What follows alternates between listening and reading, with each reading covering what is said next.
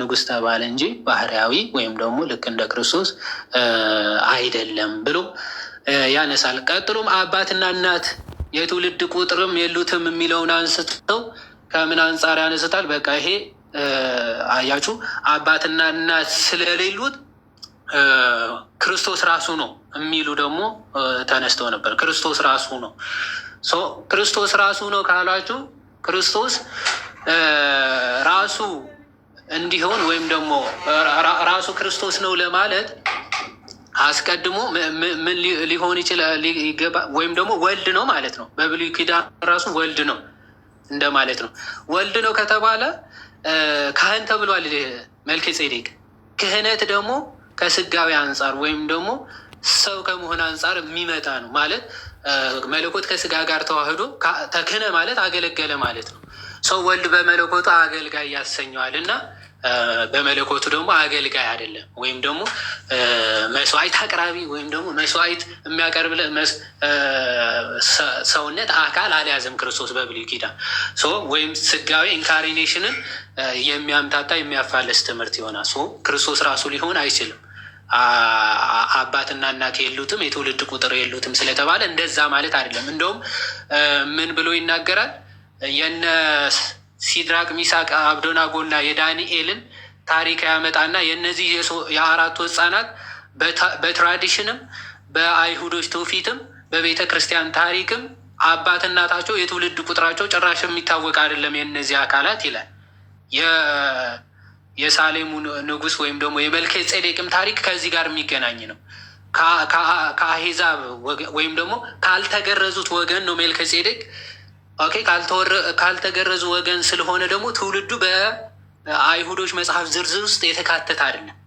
ወይም ደግሞ በየትኛው መጽሐፍ የትውልድ ቦታው የትውልድ ዘር ሐረጉ ሊገኝ አይችልም የመልከ ጼዴቅ ምላ። ምክንያቱም በዚህ በእስራኤል ወይም ደግሞ በእነሱ ዘር በአብርሃም ዘር የመጣ ስላልሆነ የትውልድ ታሪኩ የትውልድ ጽሑፉ የተወለደ መቼ ሞተ የሚለው በመጽሐፍቶቻቸው ሊጻፍ አይችልም፣ በመጽሐፍቶቻቸው ሊገኝ አይችልም። ለዛ ነው አባትና እናት የትውልድ ቁጥር የሉትም ሲል ከመጽሐፍ ደረጃ ጽሑፉ ልታገኙት አትችሉም ማለት ነው። ኦኬ ሊገኝ አይችልም ይልና ሰው መጽሐፉ የትውልዱ ታሪክ መጽሐፉ ስላልተገኘ አምላክ ነው ካላችሁ በጣም ብዙ አማልክቶች ልታመጡ ነው ማለት ነው ይልና የዳንኤልም በትውፊት እንኳን እንዲህ ተብለው አባቱን እናውቃለን እናቱም እናውቃለን። የእነዚህ የሶስቱ ደቂቅ ሲድራቅ ሚሳቅ አብዶናጎ ግን በየትኛውም የቤተ ክርስቲያን ታሪክም በአይሁዶች ትውፊትም ትውልዳቸው የት እንደተወለዱ መቼ ደግሞ ሰማዕትነት የተቀበሉበት በእርግጥ አለ መጽሐፍ የት እንደተወለዱ መቼ እንደተወለዱ ከማን እንደተወለዱ ግን ታሪካቸው ወይም ደግሞ መጽሐፋቸውን ልታገኙ አትችሉ። ስለዚህ ይሄንን ስላላገኛቸው እነዚህ ኦሪጂን የላቸውም ወይም ደግሞ መገኛ የላቸውም ብላችሁ መገኘታቸውን ትክዳላችሁ ወይ? አይካድም። መልከ ጼዴቅም ሰው መሆኑ የምታውቁት ካህን መሆኑ የሳሌም የምትባል ከተማ ንጉስ መሆኑ ሰውነቱ የሚያስረግጥ ነው ማለት ነው። ፕላስ ደግሞ ካህን ከተባለ ኦፍኮርስ ከሰው ወገን ነው የሚሆነው። ለዛ ነው ምዕራፍ 8 ሊቀ ካህን ወይም ደግሞ ካህናት ከሰዎች ወገን ለሰዎች የሚሾም ነው ይላል። ለሰዎች የሚሾም ነው። ሰው ከዚህ አንጻር ሰው መሆኑ በግልጽ የታወቀ ነው ማለት ነው። ግን ይሄ መልከ ጼዴቅ ከተገረዙት ወገን ወይም ደግሞ ክህነትን በተሰጣቸው በነሌዊ ዘር የመጣ ግን አይደለም።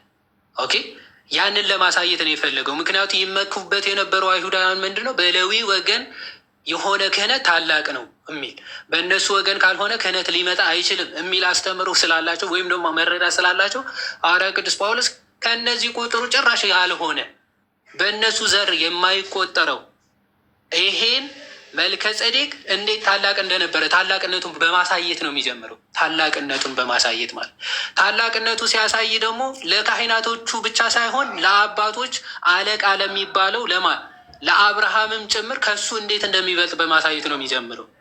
ኦኬ የአባቶች አለቃ ወይም ደግሞ ፓትሪያርክ የሚባለው ለካህናቶቹ ብቻ ሳይሆን ለአባቶች አለቃ ለሚባለው ለማን ለአብርሃምም ጭምር ከሱ እንዴት እንደሚበልጥ በማሳየት ነው። እሺ ምን ይላል? እንዲህ ያለ ለዘላለም ካህን ሆኖ ይኖራል ካለ በኋላ የአባቶች አለቃ በማለት የአብርሃምን ታላቅነት ይናገራል። ከአባቶች ወይም ደግሞ ፓትሪያርክስ ኦፍ ፋዘር የአባቶቻችን የምትሏቸው የእነሱ ራሱ አለቃቸው ቁንጯቸው ራሳቸው አብርሃም በማለት ይጠቅሳል። ታላቅነቱን የአብርሃም ታላቅነት ማለት ነው። ከዘረፋው የሚሻለውን አስራት የሰጠው ይህ ሰው እንዴት ትልቅ እንደነበረ እስኪ ተመልከቱ ይላል። በቃ መልከ ጼዴቅ ከአብርሃም ራሱ እንዴት እንደሚበልጥ ተመልከቱ ይላል ቅዱስ ዮሐንስ አፈወርቅ በረከቱ ይደርብንና የመልከ ጼዴቅ ታላቅነት ይላል። እንግዲህ ፕሪታይፑ ወይም ፕሪፊገሩ የክርስቶስ ምሳሌ የሆነ መልከ ጼዴቅ ይህን ያክል ከአብርሃም ታላቅ ከሆነ አካሉ አማናዊ ሊቀ ካህን ክርስቶስ ምን ያክል የሚበልጥ ይሆናል እያለ ያነጻጽራል ማለት ኦኬ። አሁን ምሳሌ ለክርስቶስ ምሳሌ የሆነ መልከ ጼዴቅ ከአብርሃም እንዴት እንደሚበልጥ እንደሚሻል እየተናገረ ነው። እና የአባቶች አለቃ አብርሃም እንኳን ከዘረፋው የሚሻለውን አስራት የሰጠው ይህ ሰው እንዴት ትልቅ እንደነበረ እስኪ ተመልከቱ ይልና ከሌዊ ልጆችም ክህነትን የሚቀበሉት ከህዝቡ ማለትም ከወንድሞቻቸው ማለት ነው እነርሱ ምንም ከአብርሃም ወገብ ቢወጡ ከእነርሱ አስራትን በሕግ እንዲያስወጡ ትእዛዝ አላቸው አለ። ትውልዱ ከእነርሱ የማይቆጠረው ግን ይላል። አያችሁ፣ የሆነ አባት እናት የትውልድ ቁጥር የሉትም ሲባል በተፈጥሮ በቃ ከአባት እናት አልተወለደም ማለት ሳይሆን ትውልዱ ዘር ሐረጉ ያልተቆጠረ ከአሮን ወገን ወይም ደግሞ ከነዚህ ከሌዊ ነገድ ያልሆነ ቁጥሩ ከዛ የማይቆጠር መልከ ጼዴቅ የተባለው ግን ምን አለ? ከእነሱ የማይቆጠረው ግን ከአብርሃም አስራትን አውጥቷል። የተስፋ ቃል የነበረው ባርኳላ። የተስፋ ቃል የተሰጠው አብርሃምን የሚባርክ ከሆነ ባርካለሁ፣ የሚረግሙህን እረግማለሁ የተባለው ታላቅ የተስፋ ቃል የተሰጠው አብርሃም ዘሮች አሕዛብ በዘርህ ይባረካሉ ተብሎ ተስፋ የተሰጠው አብርሃም እንኳን በዚህ በመልከ ጼዴቅ ማለት ነው። ስለዚህ የመልከ ጼዴቅን ክህነት ታላቅነት በማስረዳት ይጀምራል። ትንሹም በታላቁ እንዲባረክ ክርክር የሌለበት ነው ይላል። ስለዚህ ከመልከ ጼዴቅ አንጻር አብርሃም ራሱ ትንሽ ተባለ። ትንሹ በታላቁ በክብር ማለት ነው። ይሄ ከክብር አንጻር ብሎ ቅዱስ ዮሐንስ አፈወርቅም ይገልጸዋል። ከክብር አንጻር ብሎ ይገልጸዋል። ስለዚህ ይሄ ምንም ክርክር የለውም። አብርሃም በመልከ ጼዴቅ መባረኩ ትልቁ በማን በትንሹ ሊባረክ ምንም ክርክር የሌለበት መሆኑ የታወቀ ነው ማለት። ስለዚህ መልከ ጼዴቅ ከአብርሃም በእጅጉን እንደበለጠ በዚህ በክህነቱ ዙሪያ ማለት ነው ባለው ክብር እንዴት እንደበለጠ ትመለከታላችኋል። ስለዚህ ይቀጥልና በዚህስ የሚሞቱ ሰዎች አስራትን ያስወጣሉ አለ። በዚያ ግን የሚያስወጣ በሕይወት እንዲኖር የተመሰከረለት ነው። ይህንም ለማለት ሲፈቅድ አስራትን የሚያስወጣ ሌዊ እንኳን በአብርሃም እጅ አስራትን ሰጥቷል ይላል። ይሄ ብቻ ሳይሆን አስራት እንዲቀበሉ እግዚአብሔር አምላክ የፈቀደላቸው የሌዊ ነገዶች ራሱ ጭምር አለ አብርሃም ለእርሱ ማውጣቱ ብቻ አይደለም፣ እንዲያስወጡ የተሰጣቸው የሌዊ ነገዶች ካህናት ራሱ እነሱ በአብርሃም ወገብ ራሱ እነሱ ራሱ አውጥተዋል። ለመልከ ጼዴቅ አስራትን አስወጥተዋል ነው። ስለዚህ ታላቅነቱም በምን ይጀምራል? በቃ ያለ መሐላ የሆነው የነ አሮን ክህነት በመሐላ ከሆነው የመልከ ጼዴቅ ክህነት እጅጉን የበለጠ እንደሆነ ኦኬ፣ በጣም ታላቅ እንደሆነ ሐዋርያ ቅዱስ ጳውሎስ በመናገር ይጀምራል።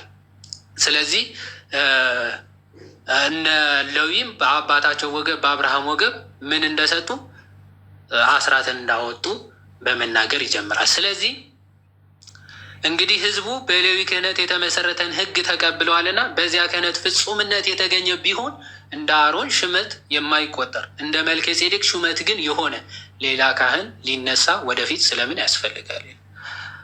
አሁን የመልከ ጼዴቅ ክህነት ቀድሞ ታይቶ ከዛ በኋላ አልታየም አይደለ? ክህነቱ ለምንድን ነው? በቃ ፕሪፊገር የክርስቶስ ምሳሌ ስለሆነ ማለት ነው። ከዛ በኋላ ግን የነ አሮን ክህነት ኦኬ፣ የጥላ ተብለው የሚታወቀው የነ አሮን ክህነት ተሰጠ በሕግ ማለት ነው።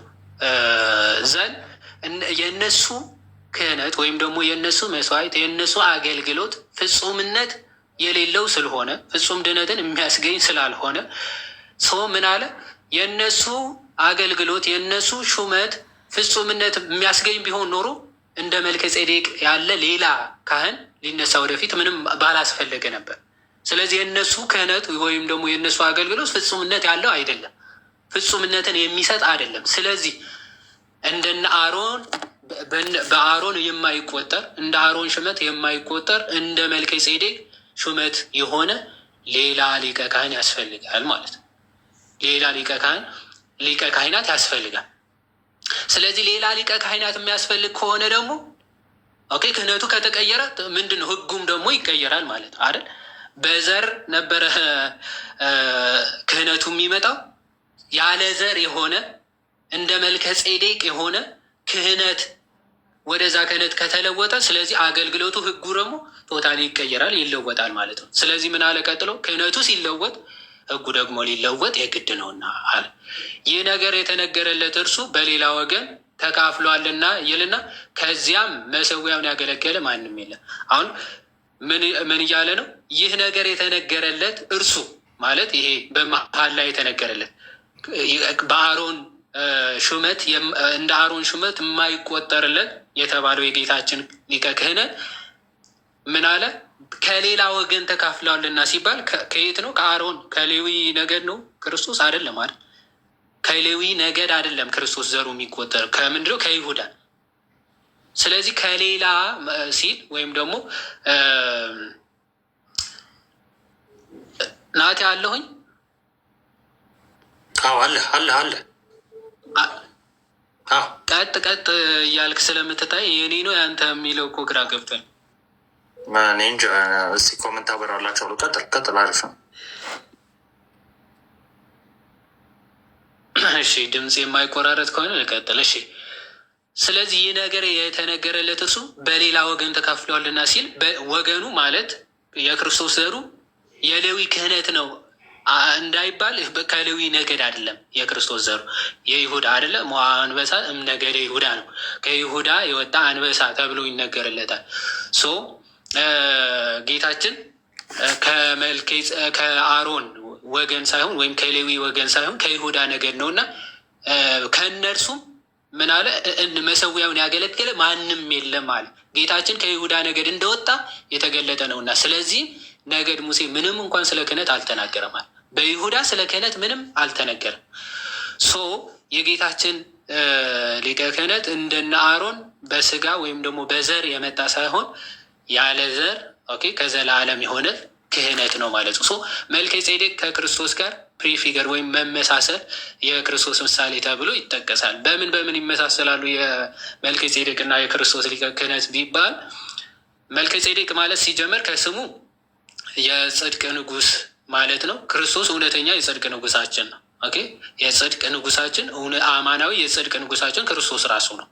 ከዛ አንጻር የጽድቅ ንጉስ ክርስቶስ መሆኑን ለማጠየቅ፣ ሁለተኛ የሰላም ንጉስም ማለት ነው ትርጓሜው። እውነተኛ የሰላም አለቃ ተብሎ የተጠራ ጌታችን እኔ የምሰጣችሁ ሰላም ዓለም እንደሚሰጣችሁ አይደለም ብሎ ጌታችን የተናገረ የሰላም አለቃ እርሱ ብቻ ነው። ሰላም ሲያደርግ ደግሞ ሰማይን ከምድር አይደለ፣ ሰማይና ምድርን ሰላም እርቅ የሚያደርግ ሰውን ከሰው ሰዎችን ከሰዎች አህዛብን ከህዝብ ማለት ነው። አይሁዶችን ከአህዛብ ጋር አንድ በሁለቱም መካከል የነበረው የጥል ግድግዳ የሚያፈርስ አይደለ፣ የሚያፈርስ አንድ አድርጎ አንድ ሰውን የሚያደርግ ክርስቶስ እሱ ሰላም የሰላም ንጉስ ተብሎ ይጠራል። ሰው ደግሞ ከራሱ ጋር ወይም ደግሞ የሰው ልጅ ደግሞ ከራሱ ጋር ፈቃዳተ ስጋ ከፈቃዳተ ነፍስ ጋር አንድ የሚያደርግ እርሱ የሰላም ንጉስ ክርስቶስ ነው ማለት። ምክንያቱ አስቀድሞ ፈቃዳተ ስጋዎቻችን ለፈቃደ ነፍሶቻችን የማይገዙ ነበሩ አይደለ። አዳም እምቢ በማለቱ ለእግዚአብሔር ትእዛዝ ባለመገዛቱ ምክንያት ፈቃደ ስጋ ለፈቃደ ነፍስ በፍጹም የማይገዛለት ሆኖ ነበር። ክርስቶስ ሲመጣ ግን ፈቃደ ስጋ ከፈቃደ ነፍስ ጋር ተስማምተው ለዘላለማዊ ሕይወት በተዋህዶ የማይሰለጥንበት እንዲሆን መላእክት ከሰው ጋር በልደቱ ጊዜ ስብሐት ለእግዚአብሔር በሰማያት ወሰላም በምድር ስምረቱ ለሰብ ብለው መላእክት ከሰዎች ጋር ያመሰገኑበት ሰማይ ከምድር የታረቀበት ሰላም ያደረገበት እሱ ከዚህ አንጻር እውነተኛ የሰላም አለቃ ጌታችን ነው። መልከ ጼዴቅ ከሐዋርያ ቅዱስ ጳውሎስ ሲጠቅስ ንጉስም ካህንም አይደለም የሚለው ሳሌም የምትባል ከተማ ንጉስ ነው። ከዛ ደግሞ ምንድን ነው ካህንም ነው አይደል? ጌታችን ኢየሱስ ክርስቶስም ንጉስም ካህንም ነው ማለት ነው። ኦኬ ንጉስም ካህንም ነው። ንግስናው የት ምድራዊ ነው አይደለም። በክርስቲያኖች ልብ ላይ በክርስቲያኖች ነፍስ ላይ ለዘላለም ነግሶ የሚኖር ንጉስ ነው ማለት ነው። ንግስናው ምድራዊ አይደለም። ኦፍኮርስ አገልግሎትም ሊለወጥ ያስፈልጋል ሲል የእነዚህ ካህናት አገልግሎታቸው ሁሉ ምድራዊ ሲሆን የክርስቶስ ግን መንፈሳዊ ሰማያዊ የሆነ ስለሆነ ማለት ነው። በነፍሳት ላይ ነግሶ የሚኖር ንጉስም ምንድነው ካህንም ነው ክርስቶስ ማለት ነው። ከዛ ደግሞ ይሄ አባትም እናትም የሉትም የሚለው ቅዱስ ዮሐንስ አፈወርቅ ሲያነሳ ትክክል ነው። ክርስቶስ አባትም እናትም የሉትም ተብሎ ይፈታል። እንዴት ቢባል ቅድመ ዓለም ያለ እናት ከአባት ብቻ በቀር ቀዳማዊ ልደቱ ያለ እናት የለውም። ዳህራዊ ልደቱ ደግሞ ከእናት ብቻ በቀር ያለ አባት ነው። አባት የለውም ማለት ነው። ክርስቶስን የሚያሳይ ነው። እናትና አባት የትውልድ ቁጥር የለውትም ሲባል የመልከ ጼዴቅ ይላል።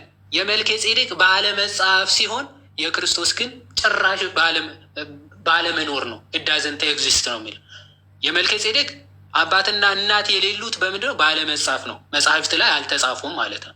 የክርስቶስ ግን ባለመጻፍ ሳይሆን የለውም ጭራሽ ባለመኖር ነው።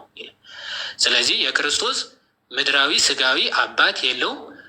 ሰማያዊ ወይም ደግሞ የመጀመሪያ ቀዳማዊ ልደቱ ደግሞ እናት የለም። ከዛ አንጻር የሚነገር ነው። የመጨረሻው ሳክሪፋይስ ማለት ነው። መስዋዕቱ ራሱ መልከ ጼዴቅ ያው የአሮን ክህነት የሚሰዉት ጠቦቶች፣ ዋኖሶች ምናምን አደለ እንስሳቶች ነው። የመልከ ጼዴቅ መስዋዕት ግን የምታስታውሱ ከሆነ ስንዴና ምንድነው ወይን ነው ማለት ነው። ለክርስቶስ ምሳሌው ነው። ክርስቶስም ስጋውና ደሙ ሲሰጠን ምንድነው ህብስቱ፣ ህብስቱ ስንዴ፣ ወይኑን አንስቶ ጽዋ ይህ ስጋዬ ይህ ደሜ ነው ብሎ ሲሰጠው እንመለከታለን ማለት ነው። ከዚህ አንጻር እንደ መልከ ጼዴቅ ያለ ክህነት ተብሎ የክርስቶስ ተገልጿል ማለትም። ፈጠን እያልኩኝ ለመሄድ በማያልፍም ህይወት ኃይል እንጂ በስጋ ትእዛዝ ህግ ሳይሆን ሌላ ካህን በመልከ ጼዴቅ ምሳሌ ቢነሳ ይህ እጅግ አብልጦ የሚገለጥ ነው ይልና አንተ እንደ መልከ ጼዴቅ ሹመት ለዘላለም ካህን ነህ ብሎ ይመሰክራልና ህጉ ምንም ፍጹም አላደረገምና ስለዚህም የምትደክም የማትጠቅምም ስለሆነች የቀደመች ትእዛዝ ተሽራለች፣ ወደ እግዚአብሔርም የምንቀርብበት የሚሻል ተስፋ ገብቷል። በጣም በሚገርም ሁኔታ የቀደመው ምንድን ነው? ምንም የማትጠቅም ይላታል። እንደው ቅዱስ ዮሐንስ አፈወርቅ አሁን በረከቱ ይደርብን። እንደው የማትጠቅም የተባለችው እንደው ጥቅም የሌላት ሆኖ ሳይሆን ከመጣችው ከአዲሱ ኪዳኗ ተስፋችን አንጻር ምንም ጥቅም የላትም ብሎ ተናገረ እንጂ ጥቅምማ አላት።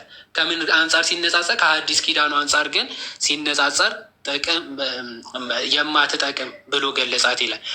በሐዲስ ኪዳን የምታስታውሱ ከሆነ ተስፋዎቹ የተሰጡ ጸጋዎች ምንድን ናቸው? ምድረ ከነአንን ትወርሳላችሁ፣ ማርና ወተት የሚፈልቅባት፣ ሰላም፣ ተድላ፣ ደስታ፣ ስጋዊ ደስታ ያለባት ቃል ኪዳኑ ተስፋቸው እሱ ነው። በሰማዩ ወይም ደግሞ አዲሱ የተሻለው ተስፋችን ግን ምንድን ነው? መንግስተ ሰማያት የዘላለም ህይወት ከገቡ መውጣት ካገኙ ማጣት የሌለባት ሰማያዊት መንግስታችን መንግስተ ሰማያት ነው ማለት የምናገኘው ልጅነትን፣ ሀብተ ክርስትና፣ ስመ ውልድና ማለት ነው። የልጅነትን ስም የልጅነትን ክብር ነው የምናገኘው በአዲስ ኪዳን ማለት ነው። በአዲስ ኪዳን የምናገኘው ክብሩ ከዛ አንጻር ሲነጻጸር የማትጠቅም የሚሻል ተስፋ ብሎ ሐዋርያ ቅዱስ ጳውሎስ ይገልጿል። ይሄ የጌታችን ክህነት ሊቀ ካህንነት እንደነዛ ያለ መሐላ የሆነ አይደለም። ምክንያቱም ለነሳ ሲሰጣቸው ከወንድሞች አሮን ካህን ይሁን ህዝቡን ያገልግል ብሎ እግዚአብሔር አምላክ ነገረው። ተሾመ። በቅባት በምናምን የተሾመ ነው። የመልከጼዴቅ እንደ መልከጼዴቅ የሆነው የጌታችን ግን በመሐላ የሆነ ነው። በመሐላ የሆነ ማለት ጽኑ የሆነ የማይለወጥ ዘለዓለማዊ የሆነ ማለት ነው። መሐላ እንደማይሻር መሐላ እንደሚጸና ሁሉ የጌታችን ክህነትም የሚሻር የሚለወጥ የሚተካ ሳይሆን የሚጸና ዘለዓለማዊ የሆነ የማይሻር ክህነት መሆኑ ሲያጠይቅ ምናል በመሐላ የሆነ እንደነዚያ ያለ መሐላ ሳይሆን በመሐላ የሆነ። መሐላውም እንዲህ ነው፣ አንተ እንደ መልከጼዴቅ ሹመት ለዘላለም ካህን ነህ ብሎ እግዚአብሔር ማለ አይጸጸትም ብሎ ተናግሯልና፣ ስለዚህ በመሐላ የሆነ ነው ብሎ ይገልጸዋል ማለት ነው። ስለዚህ ቀጥሎ የነዛ አገልግሎት ወይም ደግሞ የብሉይ ኪዳኑ ሊቀ ካህናት አገልግሎታቸው እንከኑ ወይም ደግሞ ችግሩ ምንድን ነው የሚለው ሲያስረዳ እንዲሁ ኢየሱስ ለሚሻል ኪዳን ዋስ ሆኗል። ለሚሻል ኪዳን አለ። ያቺ ቅድም የብሉይ ኪዳኑ ምንድን ነው? ምድረ ርስትን ትወርሳላችሁ፣ ይሄ መብላት መጠጣት ያለባትን መንግስት ማለት ስፍራ ቦታ ታገኛላችሁ ነው። ለሚሻል ኪዳን ሲል ይሄኛው ኪዳኑ ደግሞ የእግዚአብሔርን መንግስት የእግዚአብሔርን ልጅነት ጸጋ መንፈስ ቅዱስን ታገኛላችሁ የሚል የሚሻል ነው። ግን ደግሞ ዋስ ማለት ነፃ ማውጣት አይደለ? የሚያድን ማለት አይደለ? ዋስ ሆነው ማውጣት ማለት በቃ ያንን ድህነትን ዋስ ሆኖ የሚያስገኘን የሚሰጠን አዲስ ኪዳን ዋስ የሆነ ክርስቶስ አለን ማለት ነው። ስለዚህ ለአዲስ ኪዳን ለሚሻል ኪዳን ዋስ ሆኗል ክርስቶስ። እነርሱም እንዳይኖሩ ሞት ስለከለከላቸው ካህናት የሆኑ ብዙ ናቸው አለ። እርሱ ግን ለዘላለም የሚኖር ስለሆነ የማይለወጥ ክህነት አለው። ክርስቶስ ለዘላለም የሚኖር ነው። እነሱ ግን ምንድን ነው? ይሞታሉ። ሲሞት ደግሞ ምን ይላል? እንትን ይላል፣ ክህነታቸው ያቆማል፣ በሌላ ይተካል ማለት ነው። የክርስቶስ ግን እንደውም አገልግሎቱ ክህነቱ ሞት ስለማያሸንፈው ሞት የማያሸንፈው ስላልሆነ ጭራሽ ክህነቱም የተመሰረተው በሞቱ ስለሆነ በሞት የሚሻር ክህነት የለውም ጌታችን ማለት ነው። የተመሰረተው ክህነቱ ወይም ደግሞ ኦፈሪንግ አይደለ መስዋዕት ሆነው ያቀረበው በሞቱ ነው። የክርስቶስን ስጋ በማቅረብ እንደሚለው ዕብራውያን 10 ላይ ማለት ነው። አንድ ጊዜ ተቀድሰናል እንደሚለው ስጋውን በማቅረብ ነው የተቀደስ ነው ማለት ነው። ስለዚህ የክርስቶስ ዘለዓለማዊ የሆነ ሕያው የሆነ ስለሆነ ክህነቱ ራሱ የማይሻር ወይም ደግሞ የማይለወጥ አለሁኝ አለ ተቋረጠ። ኦኬ እሺ። ስለዚህ የማይለወጥ ክህነት ነው ይላል። ስለ እነርሱም ሊያማልድ ዘወትር በሕይወት ይኖራልና፣ ስለዚህ ደግሞ በእርሱ ወደ እግዚአብሔር የሚመጡትን ፈጽሞ ሊያድናቸው ይችላል። አሁን ቅዱስ ዮሐንስ አፈወርቅ አሁንም ይህንን ክፍል ሲፈታ ምን ብሎ ይናገራል? እነዛ ካህናት ምንድነው? ሞት የሚከለክላቸው ናቸው። ሞት ከከለከላቸው ደግሞ ተተኪ ያስፈልጋቸዋል፣ የሚተካ ነገር ያስፈልጋቸዋል። የክርስቶስ ግን አገልግሎቱ መስዋዕቱ አንድ ጊዜ ቀርቦ ከዛ በኋላ የሚቋረጥ አይደለም። ለአንድ ጊዜ የቀረበ ከዛ በኋላ ተተኪ የሚያስፈልገው ፍጹም ደካማ መድኃኒት አይደለም። ፍጹም ኃይለኛ የሆነ መድኃኒት ስለሆነ አንድ ጊዜ የተሰራ ለዘላለም የሚቀጥል ወይም ደግሞ ለዘላለም የሚሰራ የሚያድን ስለሆነ ይህንን ለመግለጽ ምን ብሎታል? ኮንደንሴት አድርጎ ምን አድርገዋል?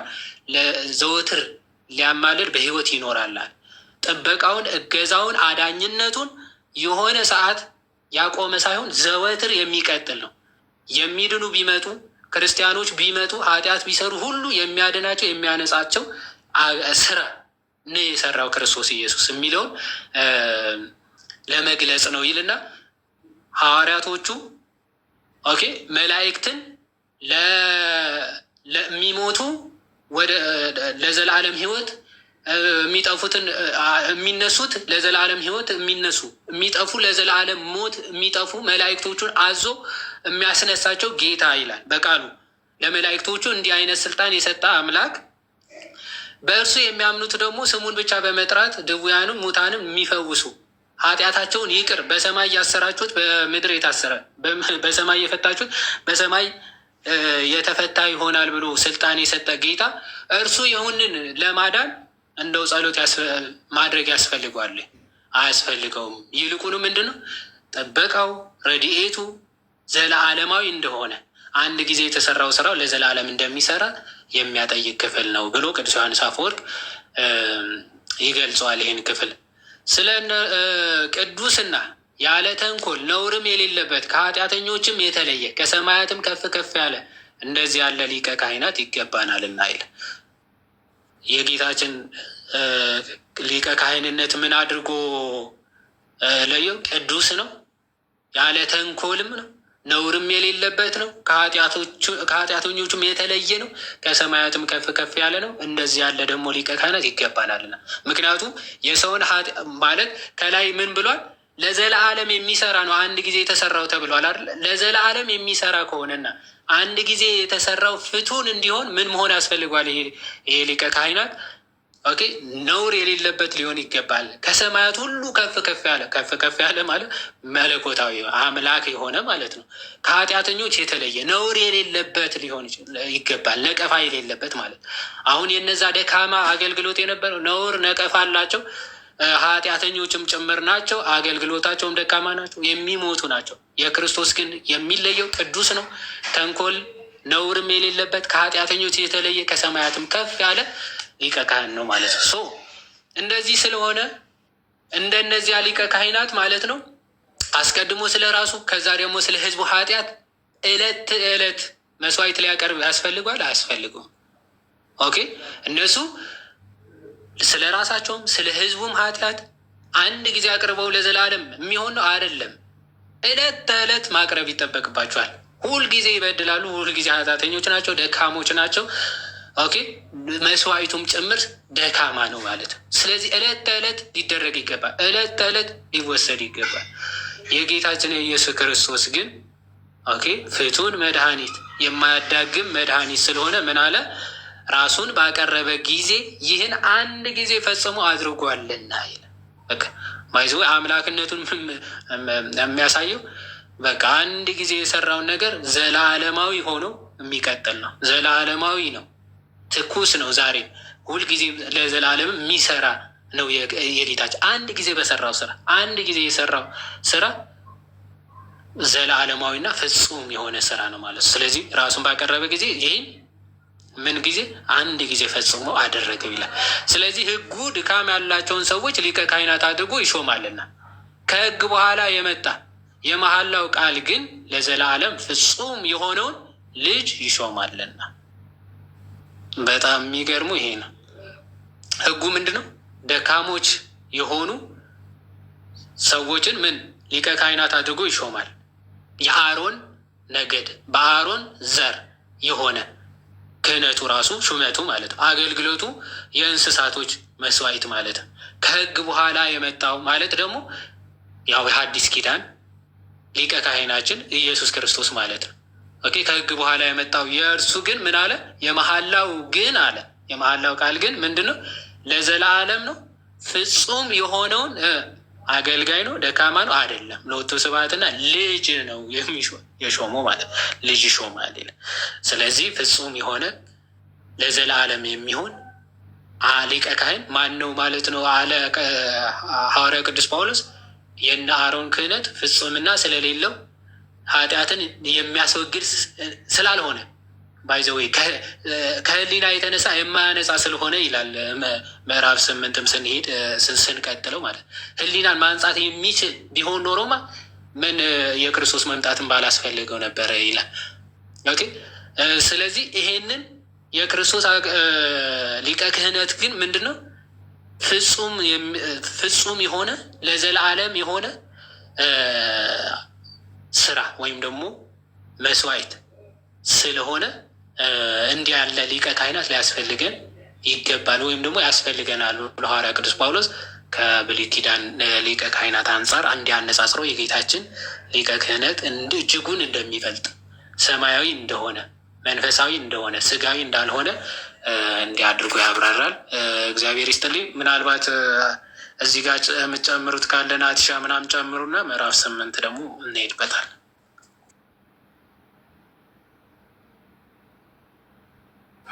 አንድ ላይ መጨረሻ ብንጨምር አይሻልም? እንደዚያ ነው የሚሻለው። ጤና ይስጥልን፣ ሰላም ብያለሁ ሁላችሁን። ይቀጥል ምዕራፍ 8 ምና በኋላ ሴት ይሰጥማለሬ እንኳን ደህና መጡ ብለናል። ያ እንደ ቸርነት እንኳን ደህና ቆያችሁ። ሁላችሁን ሰላም ብያለሁ። ይቀጥል ምዕራፍ 8 ድንቅ ነው በጣም። እሺ መምህር እንኳን ደህና መጡ፣ ሰላም ብያለሁ። ኦኬ ምዕራፍ 8 ሞር አሁን ያነሳነው ሀሳብ የሚደግም ሞር ክላሪፋይ የሚያደርግ ስለሆነ የተወሰነ ፈጠን ብዬ ለማለት ሞክራለሁ።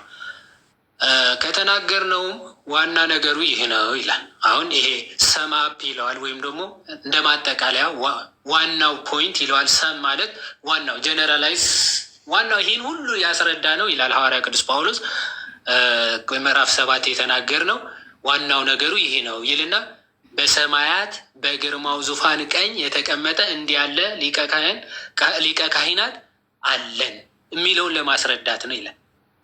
ኦኬ ይሄ ሁሉ የዘረዘረው ከመልከ ጼዴቅ ተነስቶ የአሮን ክህነት አሳይቶ ከዛ በኋላ የክርስቶስን ያሳየበት ዋናው ምክንያት ዋና ነገሩ ጠቅለል ሲደረግ በሰማያት በግርማው ዙፋን ቀኝ የተቀመጠ እንዲህ ያለ ሊቀ ካህናት አለን ነው። እሺ ከሰው ምድራዊ ያልሆነ ከሰው ወገን ያልሆነ ባይዘው ዝቅ ብለው ስለሚገልጸው ማለት ከሰው ወገን ያልሆነ እንደነ አሮን ያለ ቢሆንማ እሱ ራሱ ካህን መሆን ባላስፈለገው ነበረ እያለ ስለሚገልጸው ማለት። ስለዚህ ዋናው ፖይንታችን ዋናው ሀሳቡ አለ በሰማያት እሺ በግርማው ዙፋን ቀኝ መለኮት አምላክ የሆነ ማለት ነው። አምላክነት የባህሪው ገንዘቡ የሆነ በዙፋኑ ላይ ያለ የተቀመጠ እንዲህ ያለ ምን አለን ሊቀ ካህናት አለን ይልና እርሱም የመቅደስና የእውነተኛይቱ ድንኳን አገልጋይ ነው፣ እርሷም በሰው ሳይሆን በጌታ የተተከለች ናት ይላል። ይህንን አንድምታችንም የቤተ ክርስቲያን አባቶችን በሁለት መንገድ ይፈቱታል። የመቅደስና የእውነተኛይቱ ድንኳን አገልጋይ ነው ሲል ስቡ አዳምጤም በዕብራውያን መልእክት አንድምታቸው ምን ብለው ይገልጹታል? እቺ መስቀል ነች ይላል። በሰው ሀሳብ በሰው ፈቃድ የተመሰረተች አይደለችም። ምክንያቱም ክርስቶስ ራሱ አባት ሆይ ልጠጣት ወይም ደግሞ ልጠጣት የሰጠኝን ጽዋ ይላል አይደለ? ጽዋው በአብ የተሰጠ እንደሆነ ወይም ደግሞ ዓላማው ሀሳቡ የእግዚአብሔር ሀሳብ እንደሆነ የመስቀሉ ስራ ማለት ነው። የመስቀሉ ስራ የሰው ሀሳብ ሳይሆን የእግዚአብሔር ሀሳብ ነው። ከዚህ አንጻር በሰው ሳይሆን በጌታ ራሱ የተተከለች ናት ይልና የመስቀሉ ስራ አገልጋይዋ ወይም ደግሞ የዛች አገልግሎት አገልጋይ ሊቀ ካህናቷ ማን ነው? ክርስቶስ ኢየሱስ በመስቀል መስዋዕት ሆኖ መስዋዕት ራሱ መስዋዕት አቅራቢ ራሱ መስዋዕትም ተቀባይም ሆኖ ያገለገለባት መቅደስና ድንኳን ምንድነች? መስቀል ነች ብለው ይፈቱታል።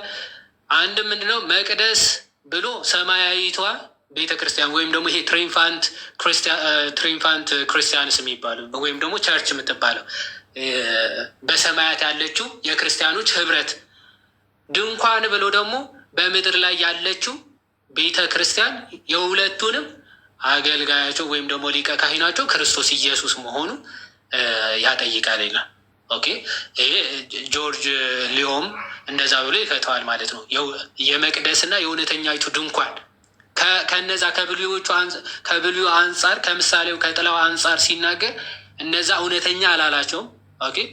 መቅደስና ድንኳን ይባላሉ። ይሄ ግን የመቅደስና የእውነተኛይቱ ድንኳን አገልጋይ ነው ተብሎ ክርስቶስ ተጠቅሷል ማለት ነው።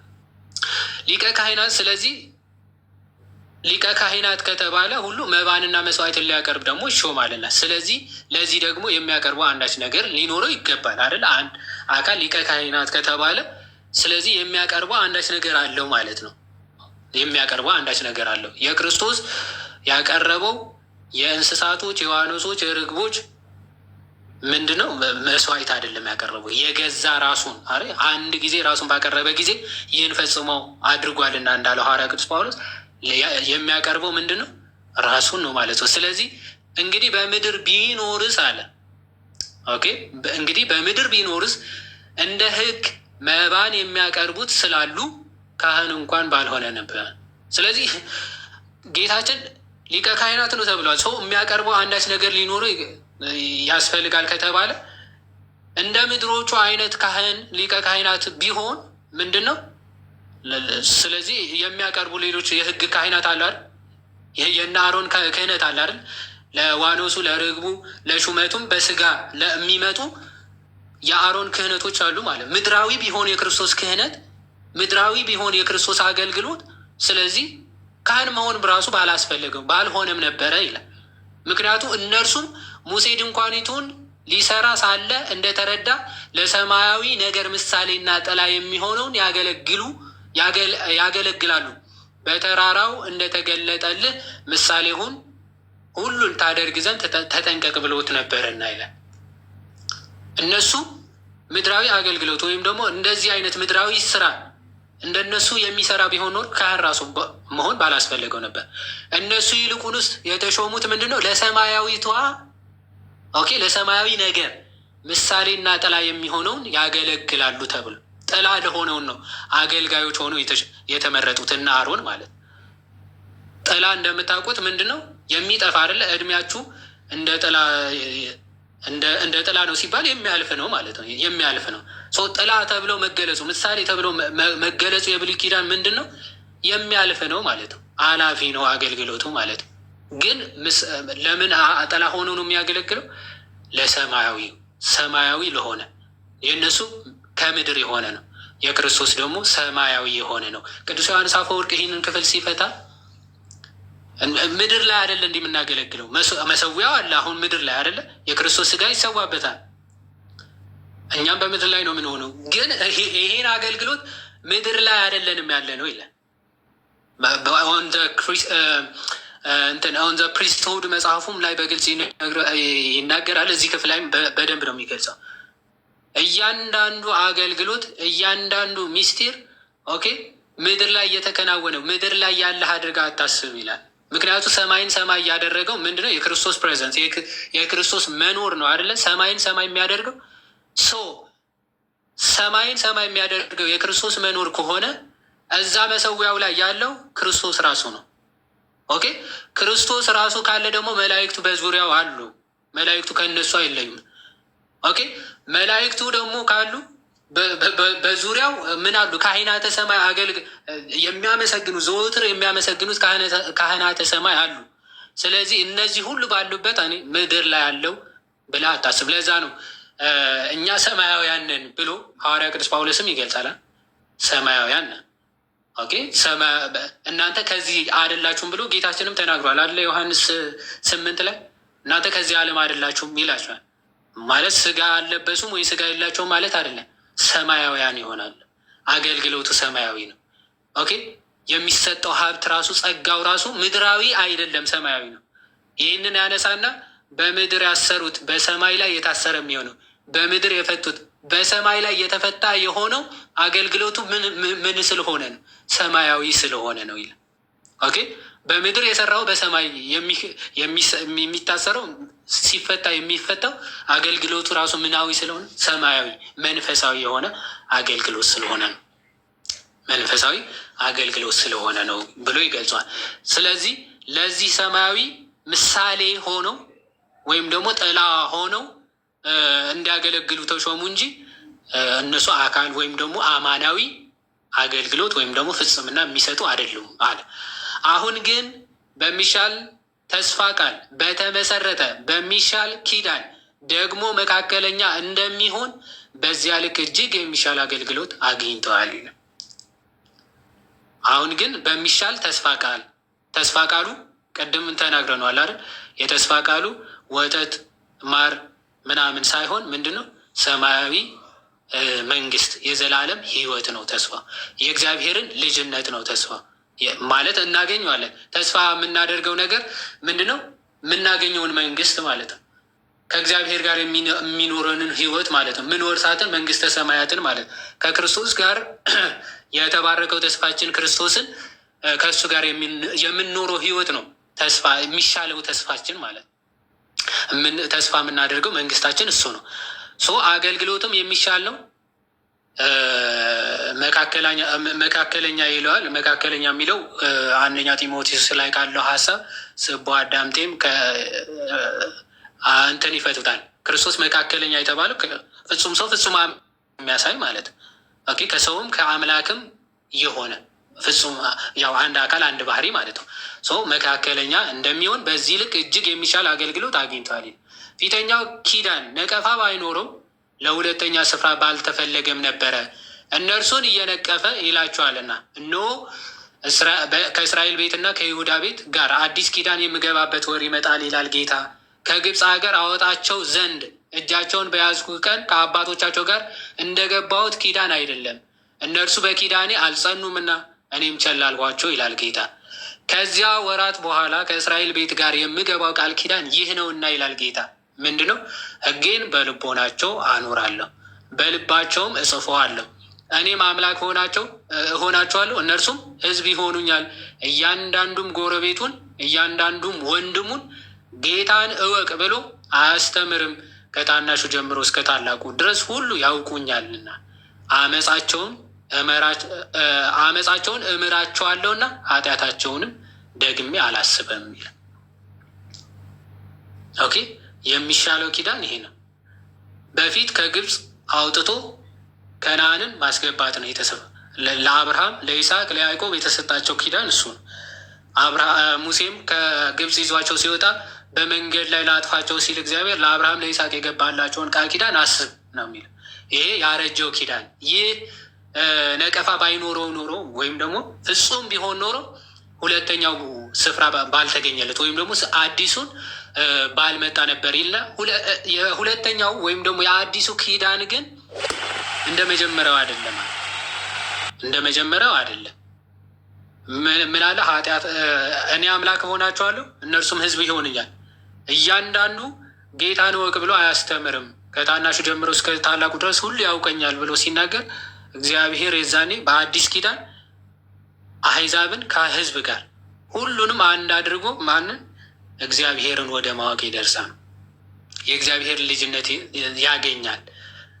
የእግዚአብሔርን መንግስት ወይም ደግሞ ዘላለማዊ መንግስት ያገኛል ሁሉም ማለት ነው። ይሄ ሲባል ኃጢአታቸውና አመፃቸውን እምራቸዋለሁ አልይዝባቸውም ሲባል በነገራችን ላይ የሆነ ቀጥታ አንዳንዶቹ ኃጢአትን ብትሰራ ብትበድልም ብትዘሙትም ምናምን በቃ ችግር የለውም እያለ ነው እግዚአብሔር ብለው የሚፈቱ አሉ። እንደዛ አይደለም። ምንድን ነው? የንስሐ ዘመን ነው። በብሉይ ኪዳን የምታስታውሱ ከሆነ ኃጢአትን በደልን ሲያደርጉ እዛው ኢሚዲየትሊ መቅሰፍተ ስጋ ይገጥማቸዋል አይደለ? መዓቱ ይደርስባቸዋል። በአዲስ ኪዳን እያንዳንዱ ኃጢአት እንዳታደርጉ አይደለም የሚለው ዮሐንስ። እያንዳንዳችሁ ልጆች ሆይ ኃጢአት እንዳታደርጉ ይህንን እጽፍላችኋለሁ፣ ኃጢአትን ብታደርጉ ግን ትጠፋላችሁ ነው አይደለም። ከአብ ዘንድ ጠበቃ አለን እርሱም ሰው የሆነ ኢየሱስ ክርስቶስ ነው ይልና ቀጥሎ ምንድን ነው ይል? ለኃጢአታችን ለእኛ ኃጢአት ብቻ ሳይሆን ለዓለሙ ኃጢአት ጭምር ነው እንጂ ማስተሰሪያ የኃጢአታችን ማስተሰሪያ ነው ይልና የእኛ ኃጢአት ብቻ ሳይሆን የዓለሙን ኃጢአትም ጭምር ነው እንጂ ይላል። ስለዚህ ጌታችን መድኃኒታችን ኢየሱስ ክርስቶስ ኃጢአታችንን ይቅር ሊለን በንስሐ ሊምረን የምህረት ዘመን ተሰጥቷል። ይህንን ማለት ይቅርታውን ምህረቱን የምናገኘው ግን ምን ስናደርግ ነው? ያው አንደኛው ዮሐንስ ምዕራፍ 1 ከቁጥር 1 ጀምረን ምን በኃጢአታችን ብንናዘዝ ከኃጢአታችን ሊምረን ሊያነጻን የታመነ ሊቀ ካህን ነው ይላል። ኃጢአታችን መናዘዝ ስንችል ወደ እግዚአብሔር መቅረብ ስንችል እግዚአብሔር አምላክ በምህረቱ በይቅርታው ሊቀበለን ይቅር ሊለን የታመነ አምላክ ነው ማለት ነው። ስለዚህ አዲስ በማለቱ ፊተኛው አስረጅቷል፣ አሮጌ ወራጅ የሆነውስ ሊጠፋ ቀርቧል ይላል። ስለዚህ የቀደሙት ጠፍቷል፣ ኦልሬዲ ሊጠፋ ቀርቧል ሲል ሐዋርያ ቅዱስ ጳውሎስ ኦልሬዲ ጠፍቷል። ከምን አንጻር? አገልግሎታቸው ጥቅማቸው በቃ የክርስቶስ አዲሱ ከመጣ ያ አገልግሎት ጠፍቷል፣ በቃ ቀርቷል ማለት ነው።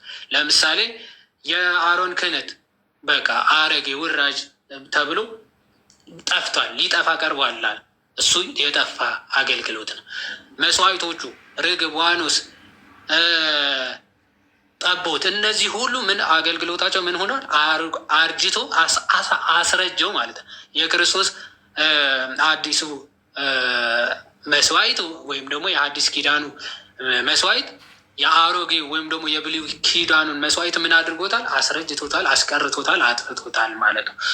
ከዚህ አንጻር የሚታይ ነው።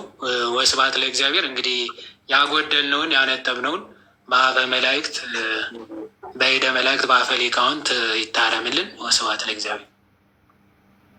እሺ ቃልት ያሰማልን። ዮሐዴ በእውነት ድንቅ ነበረ። ፈጣሪ ያክብርልን። ዮሐዴ ምን አሰብኩ እነ መምህር ኤፍሬም አቡሻ ሁሉም እዚህ ውስጥ ስላሉ አንዴ እንጨርሳትና ትንሽ ስለሆነ የቀረው ከዛን በቃ ይጠቅላል አይደለ? እኔ በዚሁ ልቀጥልና ማለት ነው። ከዛም ሙሉ ሀሳብ ላይ የሀሳባቸውን መጨረሻ እንትን ይበሉ። አዎ ጥሩ። አንድ ላይ ጠቅለል ይበልና ከዛ የያዙት ፖይንት ላይ የሚጨምሩበት ፖይንት ላይ የሚጨምሩ ጥሩ ነው። እሺ ቃልት ያሰማልን። ይኸውላችሁ ልብ ብላችሁ አሁን አዳምጡ ማለት ነው። አሁን ዮሐዴ በግልጽ ፍንትው አድርጎ ነግሯቸዋል እና 7 ላይ ስፔሻሊ 7 ላይ 8 ላይ የምናየው ነገር ምንድን ነው?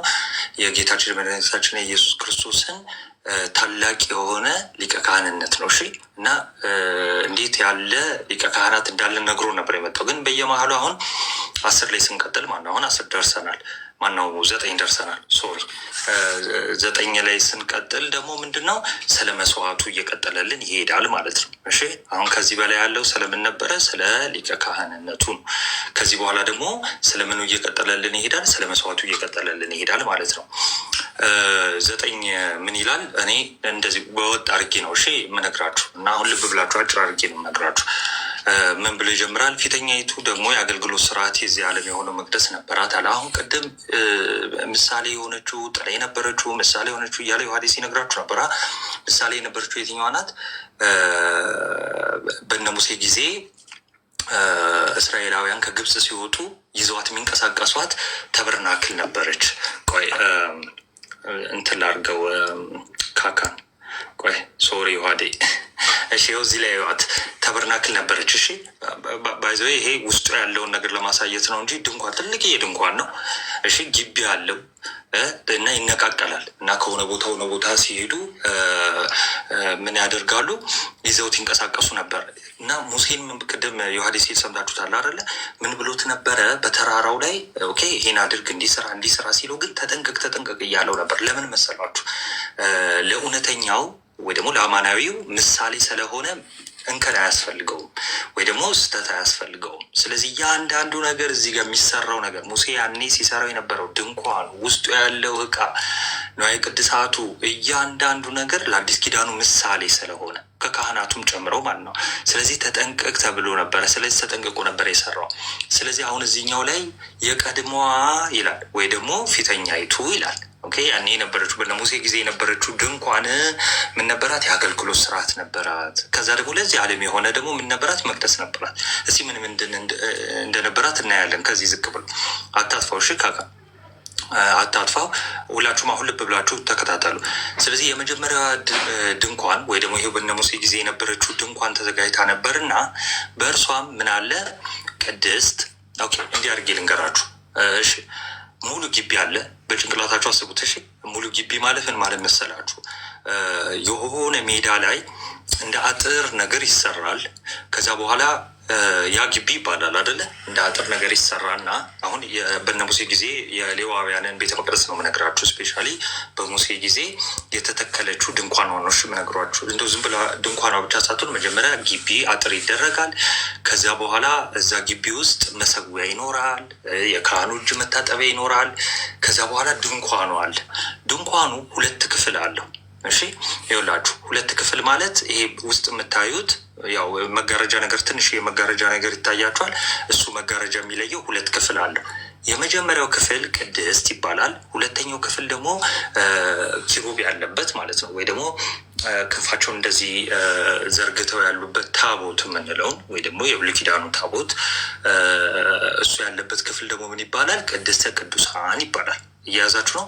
ስለዚህ 2ቱ ክፍል ይህን በቃ ከለያችሁ የዚህ ምዕራፍ ዓላማ ስፔሻሊ የዕብራውያን ደግሞ ወደ ከ50% በላይ የሆነውን ነገር ትረዳላችሁ። እሺ ስለዚህ ይሄ ድንኳን 2 ክፍል አለው። ይሄ ድንኳን ስንት ክፍል አለው? 2 ክፍል አለው። የመጀመሪያው ክፍል ገና ድንኳኑ ስትገቡ ያለው ክፍል ምን ይባላል? ቅድስት። ከዛስ ሁለተኛው ክፍል ደግሞ መጋረጃውን ገለጥ ስታደርጉት የምትገቡበት ክፍል ምን ይባላል? ቅድስተ ቅዱሳን ይባላል። በመጀመሪያው ክፍል ምን አለ? ህብስቱ ህብስት አለ። 12 ህብስት አለ። ኦኬ የያዕቆብ 12ቱ ልጆች ወይም ደግሞ 12ቱ ነገድ ምሳሌ ነው። እንደገና ህብስቱ የሚቀመጥበት ደግሞ ጠረጴዛ አለ። ከዛ ደግሞ መቅረዝ አለ። መቅረዝ ሻማ የሚበራበት ማለት ነው። በኋላ ሜቢ ካካ ያሳየናል። እዚህ ጋር ከታያችሁ ያው ይሄኛው እሺ፣ ይሄ የመጀመሪያው ክፍል ይሄ ነው። እሺ የመጀመሪያው ክፍል ላይ ሲገባ ምን አለ? በዚህ በኩል የምታዩት ህብስቱ የሚቀመጥበት አለ። 12 ህብስቶች፣ ከዛ በየሳምንቱ ይቀየራል።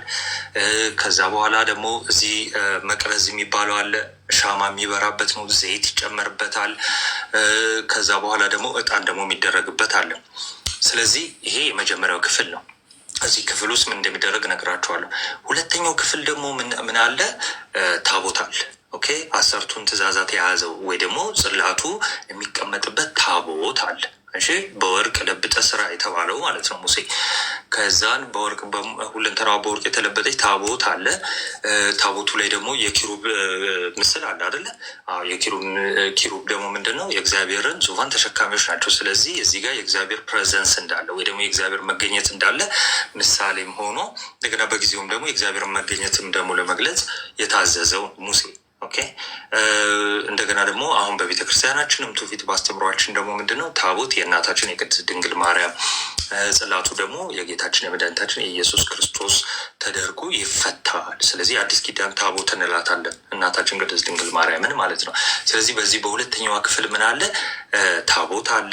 ከዛ እዚሁ ክፍል ውስጥ ታቦት ውስጥ አይደለም፣ እዚህ ክፍሉ ውስጥ ምን አለ? የአሮን በትር አለ እና ደግሞ በወርቅ የተለበጠች መሶበ ወርቅ ምንላት መሶብ መና የተቀመጠባት ይኸውላችሁ፣ ለእስራኤላውያን እየተጓዙ መና ይወርድላቸውና ከዛ መና የልጅ ልጅ ታሪኩን እንዲመለከት ለልጅ ልጅ እንዲሆን በመሶበ ወርቅ አድርጋ አስቀምጥ ተብሏል። ስለዚህ ሁለተኛው ክፍል ውስጥ ይቀመጣል ማለት ነው። ስለዚህ ምን አለ? በአጭሩ ይሄ አሁን የነገርኳችሁ ነገር ነው። ስለዚህ የመጀመሪያዋ ክፍል ውስጥ ቅድሚያ ያየናት የመጀመሪያ ክፍል ውስጥ ካህናት ይገባሉ። ምን ሊያደርጉ? ህብስቱ ሊቀይሩ ሊሆን ይችላል። ሊቀ ካህናትም ሊቀ ካህናት የሚባለው በነገራችን ላይ አንድ ነው። አንድ ሊቀ ካህናት ካለ ሌላ የለም ማለት ነው። 2 ሊቀ ካህናት በአንዴ ሊኖር ስለማይችል ማለት ነው። ስለዚህ ሊቀ ካህናትም ካህናት ተብሎ ይጠራል። ብቻ ካህናት ይገባሉ። ከሊቀ ካህናቱ ውጭ የሆነ ካህናት አሉ። ካህናት ለዚህ አገልግሎት የተሾሙ ማለት እሺ፣ ይገባሉ። የት? የመጀመሪያው ክፍል ውስጥ። ሁለተኛ ክፍል ውስጥ አይገቡም፣ መግባት አይችሉም። እሺ፣ የመጀመሪያ ክፍል ውስጥ ይገባሉ። ማይጠንት ሊያደርጉ ሊሆን ይችላል። መቅረዙ የሚበራው በዘይት ነው። እሺ፣ ልክ አሁን ጋዝ እንደምንለው ማለት ነው።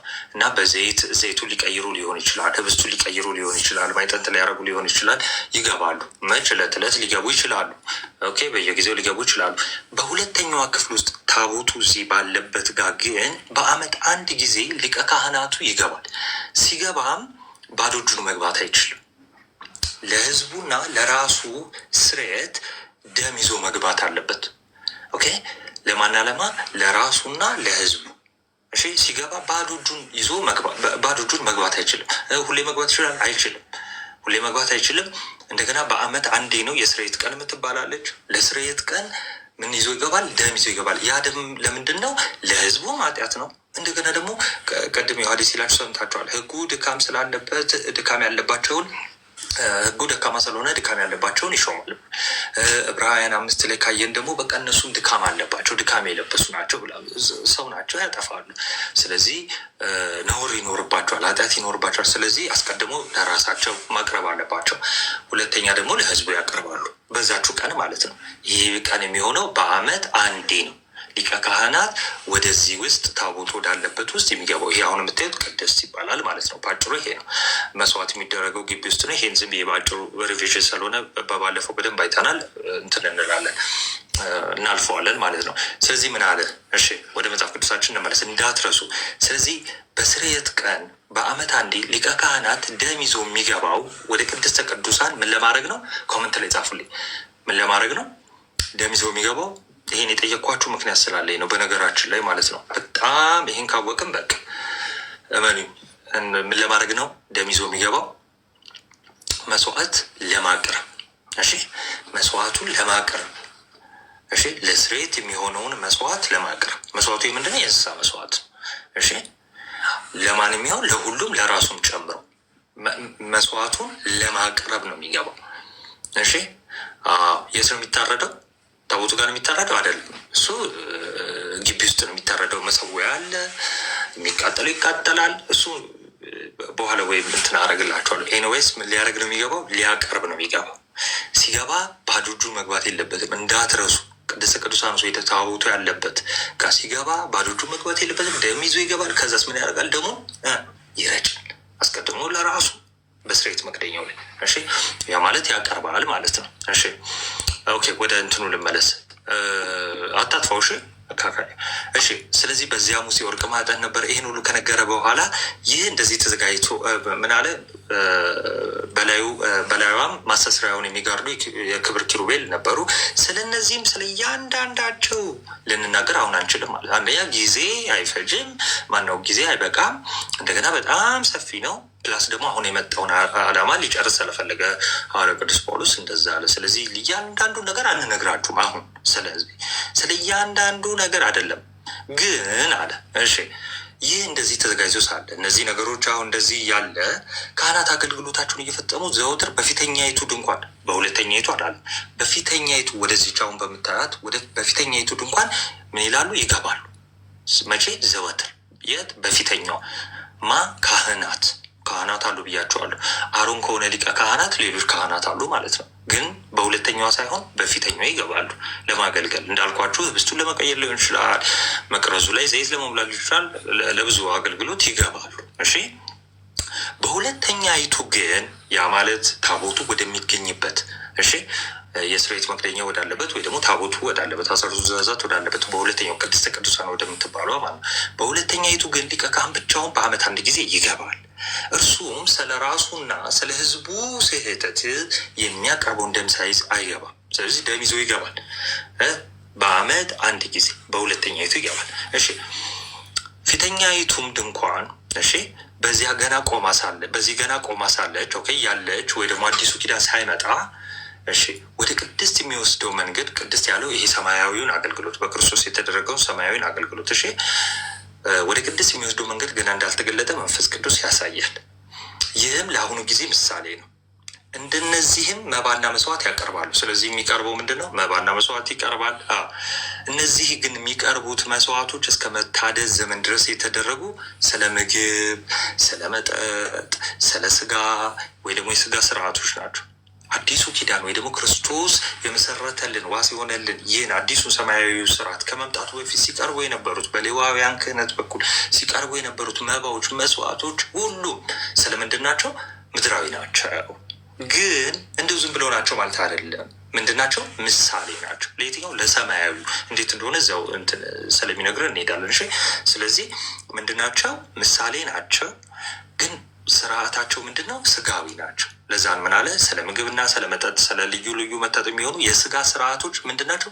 ብቻ ናቸው። እና የሚያመልከውን ሰው ወይም ደግሞ በጊዜው የነበሩትን ሰዎች ያ መስዋዕት የሚቀርብላቸው ሰዎች የሚያቀርበውም ሊቀ ካህናት እሺ የሚያመልከው ይባላል። እሺ በዚህ በአይሁዳዊነት የነበሩትን ሙሉ ጨምሮ ማለት ነው ክርስቶስ ከመምጣቱ በፊት እነሱን የሚያመልከውን ሰው በህሊና ፍጹም ሊያደርጉት አይችሉም። ስጋዊ ናቸው፣ የምድር ስርዓቶች ናቸው። ስለዚህ ስጋ ሊያነሱ ይችላሉ፣ አሁን ሊያነሱ ይችላሉ። ኦኬ ጊዜያዊ መንጻት፣ እሱንም በአመት እየተደረገ በአመት አንዴ ተደርጎ ዘላለም መንጻት የሚባል የለም። አንዴ መስዋዕት ከተደረገ በኋላ የእንስሳ መስዋዕት ዘላለም አይነጹም። እንደገና የሚመጣውን አመት ደግሞ ይጠብቃሉ፣ የአመቱን ለማስነጻት ወይም ደግሞ ስርየት ለማስደረግ ማለት ነው። ስለዚህ የሚያመልከውን ሰው ወይ ደግሞ ያ መስዋዕት የሚቀርብለትን ሰው የሚያቀርበውንም ሰው ምን ሊያደርግ አይችልም? በህሊና ፍጹም ሊያደርግ አይችልም። ነገር ግን እሺ ክርስቶስ ይመጣ ዘንድ ላለው መልካም ነገር ሊቀ ካህናት ሆኖ በምትበልጠውና በምትሻለው በእጆች ባልተሰራች ማለት ለዚህ ፍጥረት ባልሆነች ድንኳን የዘላለምን ቤዛነት አግኝቶ አንድ ጊዜ ፈጽሞ ወደ ቅድስ በገዛ ደግሞ ገባ። ልብ በሉ፣ ከዚህ በፊት ተነጋግረናል። ገነትን አስቧት። እሺ ገነትን አስቧት። ገነት ውስጥ ምን ነበረ? ባጭሩ አድርጌ ነው እሺ የምነግራችሁ። ገነት ውስጥ ዛፍ ነበር። ኦኬ የህይወት ዛፍ ነበር። ስለዚህ ያ የህይወት ዛፍ ዛፉ በራሱ ህይወት የሚሰጥ ሳይሆን ከዛፉ ላይ ፍሬ አለ። ያን ፍሬ አዳም ሊበላው ኖሮ ምን ያገኛል? ህይወት ያገኝ ነበር። ኦኬ ይታደስ ነበር፣ ህይወት ያገኝ ነበር ማለት ነው። እና ያቺ ገነት አሁን ምንድናት? ቤተክርስቲያን ናት። ለዛ ነው ምን አለ? የዘላለምን ቤዛነት አለ። የዘላለምን ቤዛነት አግኝቶ ማለት ምን ማለት ነው? ይኸውላችሁ የብሉይ ኪዳን ሊቀ ካህናት ዛሬ አሁን በአመት አንዴ ገብተው መስዋዕት ቢያደርጉ የዘላለም ነው አይደለም፣ ጊዜያዊ ነው። የሚመጣው አመት ደግሞ ገብተው ያደርጋሉ፣ የሚመጣው አመት ያደርጋሉ። ስለዚህ ይህ ቤዛነቱ የዘላለም የሆነ ጌታችን መድኃኒታችን ኢየሱስ ክርስቶስ የዘላለም ቤዛነት አግኝቶ ወዴት ገባ? ወደ ቅድስት ገባ አለ። ስለዚህ ገነትን አስቡ። ገነት መሀል ዛፍ አለ። ኦኬ ዛፍ አለ። ከዛ ዛፉ ላይ ደግሞ ፍሬ አለ፣ የህይወት ፍሬ ወይ ደግሞ ያ የህይወት ዛፍ የሚሰጠው የህይወት ፍሬ አለ አይደለ? ልክ እንደዛው ቤተክርስቲያን ማዕከሏ ምንድን ነው? መስቀል ነው። እሺ መስቀል ነው። ስለዚህ ከመስቀሉ ላይ የምንበላው ፍሬ አለ። የምንበላው ፍሬ ደግሞ ጌታችን መድኃኒታችን ኢየሱስ ክርስቶስ ይሆናል። ያ ደግሞ የዘላለም ህይወት የሚሰጠን ነው። ስለዚህ አሁን ላይ ገነት ለቤተ ክርስቲያን ምሳሌዋ ነበረች። እሺ ገነት ለቤተ ክርስቲያን ምሳሌዋ ናት። እሺ ዛፉ ደግሞ መስቀል፣ ፍሬው ደግሞ ክርስቶስ ማለት ነው። እሺ ከዛ ደግሞ አሁን ከክርስቶስ እኛ ስጋው ደግሞ ስንካፈል የዘላለም ህይወት እናገኛለን። ዮሐንስ ወንጌል ምዕራፍ 6 ላይ ስጋዬን የበላ ደሜን የጠጣ የዘላለም ህይወት አለው ስላለ ማለት ነው። እሺ ስለዚህ የዘላለም ቤዛነት አግኝቶ አንድ ጊዜ ፈጽሞ ወደ ምን ገባ? ወደ ቅድስት ገባ። ስለዚህ ወደ ቅድስት በምን ገባ? በገዛ ደሙ ገባ እንጂ በፍየሎች እና በጥጆች ደም አይደለም። ስለዚህ ይዞ የገባው የምን ደም ነው? የፍየል ነው አይደለም። ኦኬ ቅድም ተብሏል፣ የራሱን ደም ነው። ስለዚህ ያቀረበው በመስቀል ላይ ያቀረበልን የራሱን ደም ይሆናል ማለት ነው። ስለዚህ እቺ እንዳልኳችሁ መስቀልና ቤተክርስቲያንን ለያይተን አናይም። እሺ የዘላለም ቤዛነት እኛ የምናገኘው የት ነው? እሺ የዘላለም ቤዛ ወዳገኘንበት ወደ ፍቅሩ ልጅ መንግስት አፈለሰን አይደል ቢለው። ስለዚህ እቺ ቤተክርስቲያን ናት። ስለዚህ እሱ ስለኛ ራስ ሆኖ ገብቷል። ኦኬ ራስ ሆኖ ገብቷል። ስለዚህ እኛ ደግሞ ድፍረት አለን ማለት ነው። በምን? በስጋው በኩል ለመግባት ድፍረት ይኖረናል ማለት ነው። ስለዚህ የቀረበው የጥጆች ወይ ደግሞ የፍየሎች ደም አይደለም። የምን ደም ነው? የራሱን የገዛ ደሙን ነው። እሺ የኮርማዎችና የፍየሎች ደም በረከሱት ላይ የተረጨ የጊደር አመድ ከዚህ በፊት ነግራቸዋለሁ አይደለ? ጊደር ትሰዋለች፣ ከዛ በኋላ ትቃጠላለች፣ አመድ ይበጠበጣል አይደለ? ልክ እርኩሰት የሰራ ሰው ላይ ለምጽ የወጣበት ሰው ላይ ካለ ይረጫል፣ ከለምጹ ከእርኩሰቱ ይነጻል። ይሄ በብሉይ ኪዳን ያለ ነው።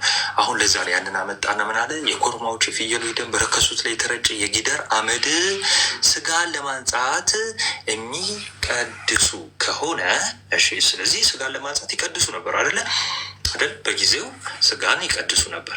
ነውር የሌለ ሆኖ በዘላለም መንፈስ ራሱን ለእግዚአብሔር ያቀረበ የክርስቶስ ደም እንዴት ይልቅ ያው እግዚአብሔርን እንድታመልኩ ከሞተ ስራ ህሊናችሁን ያነጻ ይሆን። ስለዚህ አሁን ግን በብሉይ ኪዳን ያ ስጋን የሚቀድስ ግን ህሊናን ማንጻት እንኳን የማይችል የነበረ ያኔ ስጋን እንኳን መቀደስ የሚችል ከሆነ ያ ኮርማ የፍየል ያ አመዱ ተበጥብጦ ይሄ ሁሉ የምድራዊው እንኳን ስጋን መቀደስ የሚችል ከሆነ አሁንማ በበደላችን ሙታን ከነበርንበት እንዴት ሊያነጻን አይችልም? ይችላል። ኃያል ነው። ነውር የለበትም። በዘላለም መንፈስ ነው ራሱን ለእግዚአብሔር ያቀረበው።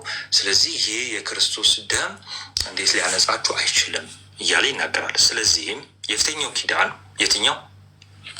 አሮጌው ማለት ነው። እሺ አሮጌው። ስለዚህም የፊተኛው ኪዳን ሲጸና ህግን የተላለፉት የሚበዥ ሞት ነው። ስለዚህ የተላለፉትን ራሱ የሚበዣቸው ምንድን ነው? ሞት ነው። ኦኬ የተላለፉትን ራሱ ህግን ያኔ ህግ ተሰጥቶ ራሱ ህጉን የተላለፉትን የሚያድናቸው ራሱ ምንድን ነው? ሞት ነው። ሞት ስለሆነ የተጠሩት የዘላለምን ርስት የተስፋ ቃል እንዲቀበሉ የተጠሩት ማለት ይኸው በብሉይ ኪዳን የነበሩ ነቢያት ሊሆን ይችላል፣ አባቶቻችን ፓትርያርክ የምንላቸው እና አብርሃም እና ይስሐቅ እና ያዕቆብ ሁሉም የተጠሩት ግን የተጠሩበት ደግሞ ዓላማ አለ። የዘላለም ተስፋ ርስት አሏቸው።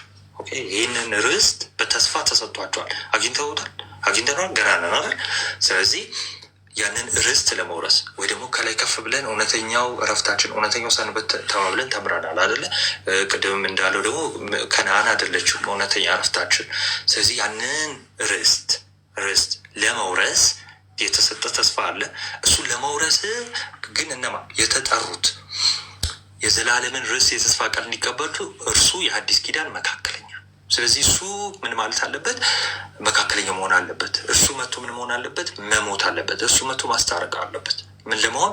ርስት። እንዴ ርስት ለማግኘት እንዴት እሱ መቶ መሞት አለበት? እዛው ዝቅ ብሎ እንዲህ ይላል፣ ኑዛዜ አለ እንደሆነ የተናዛዡ ሞት ማርዳት የግድ ነው። ለምሳሌ ልንገራችሁ፣ እናት አባታችሁ ይቅርታ በእናት በአባት ብቻ ተውትና እናት አባት የሚለው ከበድ ይላል መሰለኝ። እና ብቻ ቤት ውስጥ የሆነ ሰው አለ፣ ሀብታም ነው ሊሆን ይችላል፣ ብር አለው፣ ገንዘብ አለው እና ልጄና ይልህና ወይ አንቺን ወይ አንተን ይጠራና ከዛ በኋላ እንግዲህ በቃ ይህን ሁሉ ንብረት ውረስ ይላል። ኦኬ። ስለዚህ አንተ ያንን ንብረት መውረስ የምትችለው ምን ሲሆን ነው? ያንን ንብረት ወይ ደግሞ ያንን ገንዘብ መውረስ የምትችለው ሰጥተዋል ተስፋ እና መውረስ የምትችለው ምን ሲሆን ነው? መሞት አለበት። ተናዛዡ መሞት አለበት። እሺ ወረድክ ናሽ ሶሪ። ስለዚህ ተናዛዡ ምን ማለት አለበት? ጎበስ። ተናዛዡ ሲሞት ነው እኔ ውርሴን ማግኘት የምችለው። ይኸውላችሁ ለዛ ነው ምን አለ? ስለዚህ የፊተኛው ኪዳን የተጠሩት የዘላለምን ርስት የተስፋ ቃል እንዲቀበሉ። እሺ ኮመንቱ ቆሟል እኔ ጋ አለው አይደለ? ከተቋረጥኩ ንገሩኝ። እሺ የዋዴ አለ። እሺ ስለዚህ የዘላለሙን ርስት ያንን የተስፋ ቃል እንዲቀበሉ እርሱ ምን መሆን አለበት? መሞት አለበት። ጌታችን መድኃኒታችን ኢየሱስ ክርስቶስ። እሺ ሮሜ 5:10 ስለዚህ እርቅ የሆነው በምንድን ነው? በሞቱ ነው። እሺ እኛ የተታረቅነው በምንድን ነው? በሞቱ ነው። ስለዚህ ኑዛዜ አለ እንደሆነ የተናዛዡን ሞት ማርዳት ግድ ነው። ኑዛዜ ካለ ተናዛዡ ሞተ የሚለውን ማርዳት ግድ ነው። ሰው ሲሞት ኑዛዜው ይጸናል አለ። ስለዚህ እንዲጸና እንዲጸና ምን ማለት አለበት? መሞት ነበረበት። ይህንን ነገር አመጣና ከኑዛዜ ጋር አመጥቶ እያስረዳቸው ስለሆነ ማለት ነው። ለዛ ነው ምን አለ? ተናዛዡ በህይወት ሲኖር ግን ከቶ አይጠቅምም። ምን ኑዛዜ አይጠቅምም። ስለዚህ ጌታችን መድኃኒታችን ኢየሱስ ክርስቶስ መካከለኛ ሲሆን አምላክም ሰውም ሲሆን በምኑ ሊያስታርቀና? በሞቱ ሊያስታርቅ። ኦኬ በሞቱ ይህንን ተስፋ እንድናገኝ ጽኑ ሊያደርግልን። እሺ ጽኑ ተስፋ እንዲኖረን ማለት ነው።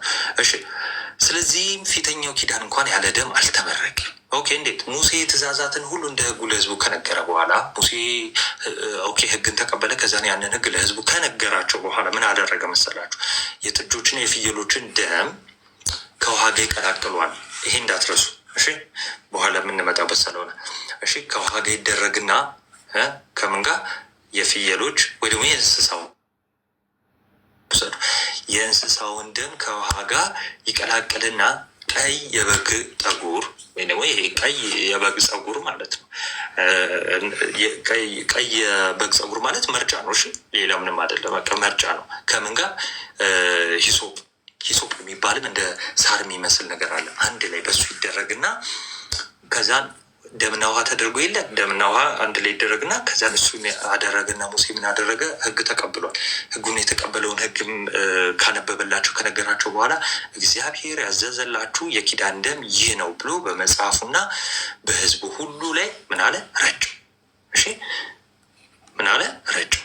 ስለዚህ ህዝቡ ላይ መጽሐፉ ላይ ብቻ አይደለም ድንኳኑ ላይ የሚረጭ እሺ እንደሚረጭ የለ ከዋጋ እየተደረገ ስለዚህ ያኔም ሲመረቅ እንዴት ነበረ ኪዳኑ? አሁንስ ማቴዎስ 26 ላይ ጌታችን መድኃኒታችን ኢየሱስ ክርስቶስ ልብ በሉ፣ የሙሴንና የኢየሱስን ኮምፔር እናድርግ። ምን አለ ሙሴ? ይኸውላችሁ ደምና ውሃ አነሳ። ከምን ጋር? ከመርጫው ጋር አድርጎ ማለት ነው። ከዛን ይሄንን ደምና ውሃ ምን ብሎ ረጨው? እግዚአብሔር ያዘዘላችሁ የኪዳን ደም። ኦኬ ከላይ ዮሐንስ ሲያስረዳ ሰምታችሁት ከሆነ ምዕራፍ 8 ላይ ከህዝቡ ጋር ማደርገው እንደ ከአባቶቻችሁ ጋር እንዳደረግኩት አይነት ኪዳን አይደለም ብሏል። ስለዚህ እግዚአብሔር በዘመናት ሁሉ ከአባቶቻችን ጋር ኪዳን ያደርጋል ወይ ደግሞ ስምምነት ያደርጋል። ስለዚህ ህዝቡ ልክ ሲስማማ ተነበበለትና ህጉ እንዲህ ነው እግዚአብሔር ይሄን አታርጉ ብሏል የሚለውን ህግ ከተነበበለት በኋላ ህዝቡ ልክ ሲስማማ ምን ያደርጋል? ደምና ውሃውን ህዝቡ ላይ እና መጽሐፉ ላይ ረጨ። ምን ብሎ ነው የረጨው ግን? ይኸው እግዚአብሔር ያዘዘላችሁ የኪዳን ደም ይህ ነው ብሎ። ክርስቶስስ? የክርስቶስን ጻፉልኝ እስኪ ኮመንት ላይ። ክርስቶስ እንዲህ አይነት ንግግር አለው አይደለ? ጌታችን መድኃኒታችን ኢየሱስ ክርስቶስ ይህን እንደዚህ አይነት የሚመስል ንግግር አለው አይደለ? ማቴዎስ 26 ላይ ባለ የአዲስ ኪዳን ደሜ ይህ ነው ብሎ ይሰጣል። ያኔ በዕለተ ሐሙስ የሰጠው ምን ብሎ ነው የሰጠው? ልክ እንደ ሙሴ ማለት ነው። ይኸው የአዲስ ኪዳን ደሜ ይህ ነው ብሎ የሰጠው ያኔ ሐሙስ ፍጻሜ ያገኘው መቼ ነው? አርብ። እንዴት? ጎኑን በጦር ሲወጋ። ምንና ምንድን ነው የወጣው? ጎኑን በጦር ሲወጋ ውሃና ደም። ኦኬ፣ ውሃና ደም ተረጩ ከጎኑ ማለት ነው። እሺ፣ ጎኑ ልክ ሲከፈት ያኔ ቤተክርስቲያን ተወለደች። እሺ፣ በጎኑ መወጋት በጎኑ መከፈት ቤተክርስቲያን ትወለዳለች። ጎኑ ሲከፈት ቤተክርስቲያን ትገኛለች ከጎኑ። የት? መስቀል። ከዚህ በፊት ተነጋግረናል። አዳም እንቅልፍ በተኛ ጊዜ ሔዋን ከጎኑ እንደተገኘች ሙሽራይቱ ሔዋን፣ አሁን ደግሞ ክርስቶስ በመስቀል ላይ በአንቀላፋ ጊዜ ጎኑ ሲወጋ ከጎኑ ማ ተገኝታለች? ሙሽራይቱ ቤተ ክርስቲያን ተገኝታለች ማለት ነው። እሺ፣ ስለዚህ ይኸው ያኔም ደም ረጭቷል። አሁንስ ይኸው አሁን በመስቀል ላይ ያኔ ይኸው የአዲሱ ኪዳን ደሜ ነው ብሎ የሰጠው ፍጻሜ ያገኘው በዕለተ ዓርብ ያ ደምና ውሃ ከጎኑ ወጣ ማለት ነው። እሺ፣ ደምና ውሃ ከጎኑ ሲወጣ ያንን ደግሞ መንፈስ ቅዱስ ለእኛ በምን ላይ ይረጫል? በመጽሐፍ ላይ። መጽሐፍ ምንድን ነው? ልባችን። እሺ፣ በልባችን ላይ። እሺ፣ በድንኳኑ ላይ ረጨ የሚል ስታገኙ ሙሴ ምሳሌነቱ ለምንድን ነው? ድንኳኑ ቤተ መቅደስ ነበር፣ እግዚአብሔር ማደሪያ በጊዜው አይደለ? አሁን የእግዚአብሔር ማደሪያ ማን ነው? እኛ ነና፣ በእኛ ላይ። እሺ፣ መንፈስ ቅዱስ በሚያውቀው በሁላችንም ልብ ላይ ይረጫል። እሺ፣ ከጎኑ የፈሰሰውን ያን ውሃና ደም ልክ ስንጠመቅ ይረጭልናል ማለት ነው። እሺ፣ ስለዚህ በመጽሐፉ ላይ ሁሉ እንዲሁ በድንኳኒቱና በመገልገያው ዕቃ ሁሉ ላይ ደም ላይ ረጭማ ሙሴ። ስለዚህ አሁን ድንኳን የተባለ ወይ ደግሞ ቤተ መቅደስ የተባለ የእግዚአብሔር ማደሪያ የነበረ አሁን ማነው? ቤተ መቅደስ ማነው ማደሪያ? እኛ። እሺ፣ እኛ ላይ ማለት ነው። አሁን ምሳሌነቱ ያ ነው። እንግዲህ በሰማያት ያሉትን የሚመስለው ነገር በእነዚህ ሊነጻ እንጂ በሰማያት ያሉት ራሳቸው ከእርሱ ይልቅ በሚበልጥ መስዋዕት ሊነጹ የግድ ነበር። በሰማያት ያሉት ማለት እንዳልኳቸው በብሉይ ኪዳን የነበሩ ነቢያት ሕገ ኦሪትን ሲፈጽሙ ያለፉ። ኦኬ፣ ከእንስሳና ከጊደር ከፍየል ከጥጃ ከእነዚህ መስዋዕት በሚበልጠው መንጻት ያስፈልጋቸው። ስለዚህ የክርስቶስ ደም ይኸው ለእነሱም በጣም አስፈላጊና ወሳኝ ነው። ስለዚህ በትልቅ መስዋዕት መንጻት አለባችሁ።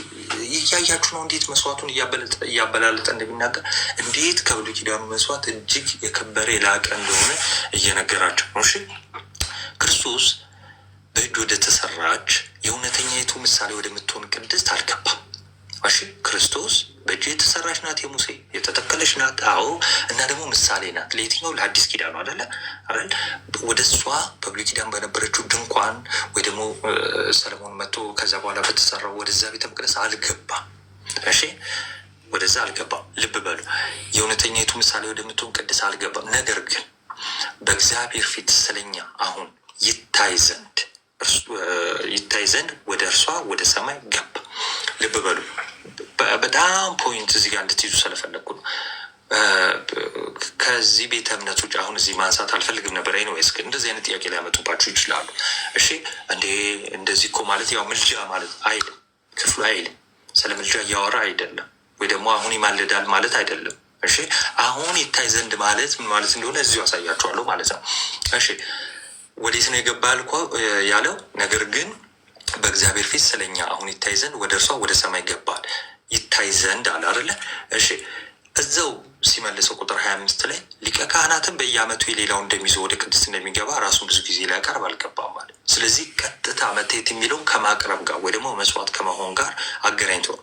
ስለዚህ አንዴ ነው የታየልን። ልብ በሉ፣ መማለድ ማለት መታየት ማለት አይደለም። ይልቁንስ ግን መማለድ ማለት ማየት ሊሆን ይችላል። ምናልባት አሁን ለምሳሌ ዮሐዴ ካልተሳሳትኩ ማቴዎስ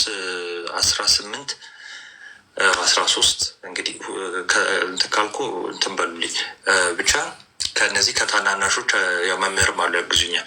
ከነዚህ ከታናናሾች አንዱን እንኳን አትናቁ፣ መላእክቶቻቸው የአባቴን ፊት ዘወትር ያያሉና አለ። ማየት ማለት መለመን ማለት ነው። አሁን እዚህ ጋር ያያል አላለ፣ ይታያል ያለው። ኦኬ፣ ይታያል መታየት ነው። ስለ መታየት ነው። መታየት ማለት ምን ማለት ነው? መስዋዕት ማቅረብ ማለት ነው። ይህንን መቼ ነው ያደረገው? አንዴ በመስቀል ነው ያደረገው። ስለዚህ ሰማይ ምን ተብሎ ይተረጎማል? መስቀል። እንዳልኳቸው ቤተክርስቲያንና መስቀልን አንለያይም። ሰማይ ቤተክርስቲያን ተብሎ ይተረጎማል። መስቀል ኮር ወይ ደግሞ ዋናው ስለሆነ ቴንኪው 18 ቢያድግልኝ። ስለዚህ ማየት ሲሆን መለመን ማማለድ ሊሆን ይችላል። ስለዚህ መታየት ግን መስዋዕት ማቅረብ። ለዛ ነው ዝቅ ብሎ እዛው ምን አለ ሊቀ ካህናትን በየዓመቱ የሌላው እንደሚይዘው ወደ ቅድስት እንደሚገባ ራሱን ብዙ ጊዜ ሊያቀርብ አልገባም። ስለዚህ ራሱን አንዴ ሊያቀርብ ነው ወደ ቅድስት የገባው አለ አይደል? ቅድስት የተባለች ወይ ደግሞ ሰማይ የተባለች ቤተ ክርስቲያን ወይ ደግሞ መስቀል ወደዛች የገባው ምን ሊያደርግ ነው? ሊያቀርብ አንዴ። ለዛ ነው ምን አለ እንዲህ ቢሆን ዓለም ከተፈጠረ ጀምሮ ብዙ ጊዜ መከራ ሊቀበል በተገባው ወይ ደግሞ ባስፈለገው ነበር። አሁን ግን በዓለም ፍጻሜ ራሱን በመሰዋት ኃጢአትን ሊሽር አንድ ጊዜ ተገልጧል። ስለዚህ አንዴ ክርስቶስ የተገለጠው ምን ሊያደርግ ነው? አንዴ መስዋዕት ሊያቀርብ ነው። ያ ደግሞ እንደ ብሉይ ኪዳን ሊቀ ካህናት 10 ጊዜ በየጊዜው ሊያቀርብ አልገባም። ያ እንደዛማ ቢሆን እንደ ሁሌ ቢያቀርብ ወይ ደግሞ ሁሌ መከራን ቢቀበል በተገባው ኖሮ። ለሰዎች አንድ ጊዜ መሞት ከእርሱ በኋላ ፍርድ እንደተመደበባቸው፣ ያ ማለት አንድ ሰው ከሞተ ከዛ በኋላ የሚጠብቀው ምንድን ነው? ከዛ በኋላ ሚስት አግብቶ ምናምን ነው? ንስሐ አይደለም፣ ምን ፍርድ። እሺ፣ ስለዚህ ጌታችን መድኃኒታችን ኢየሱስ ክርስቶስ አሁን ዳግም የሚመጣው ለምንድን ነው? ለመፍረድ ነው። እሺ፣ አንድ ሰው ከሞተ በቃ ፍርድን ነው የሚጠብቃል። እሺ፣ ሰው ከሞተ በኋላ ፍርድን ይጠብቃል።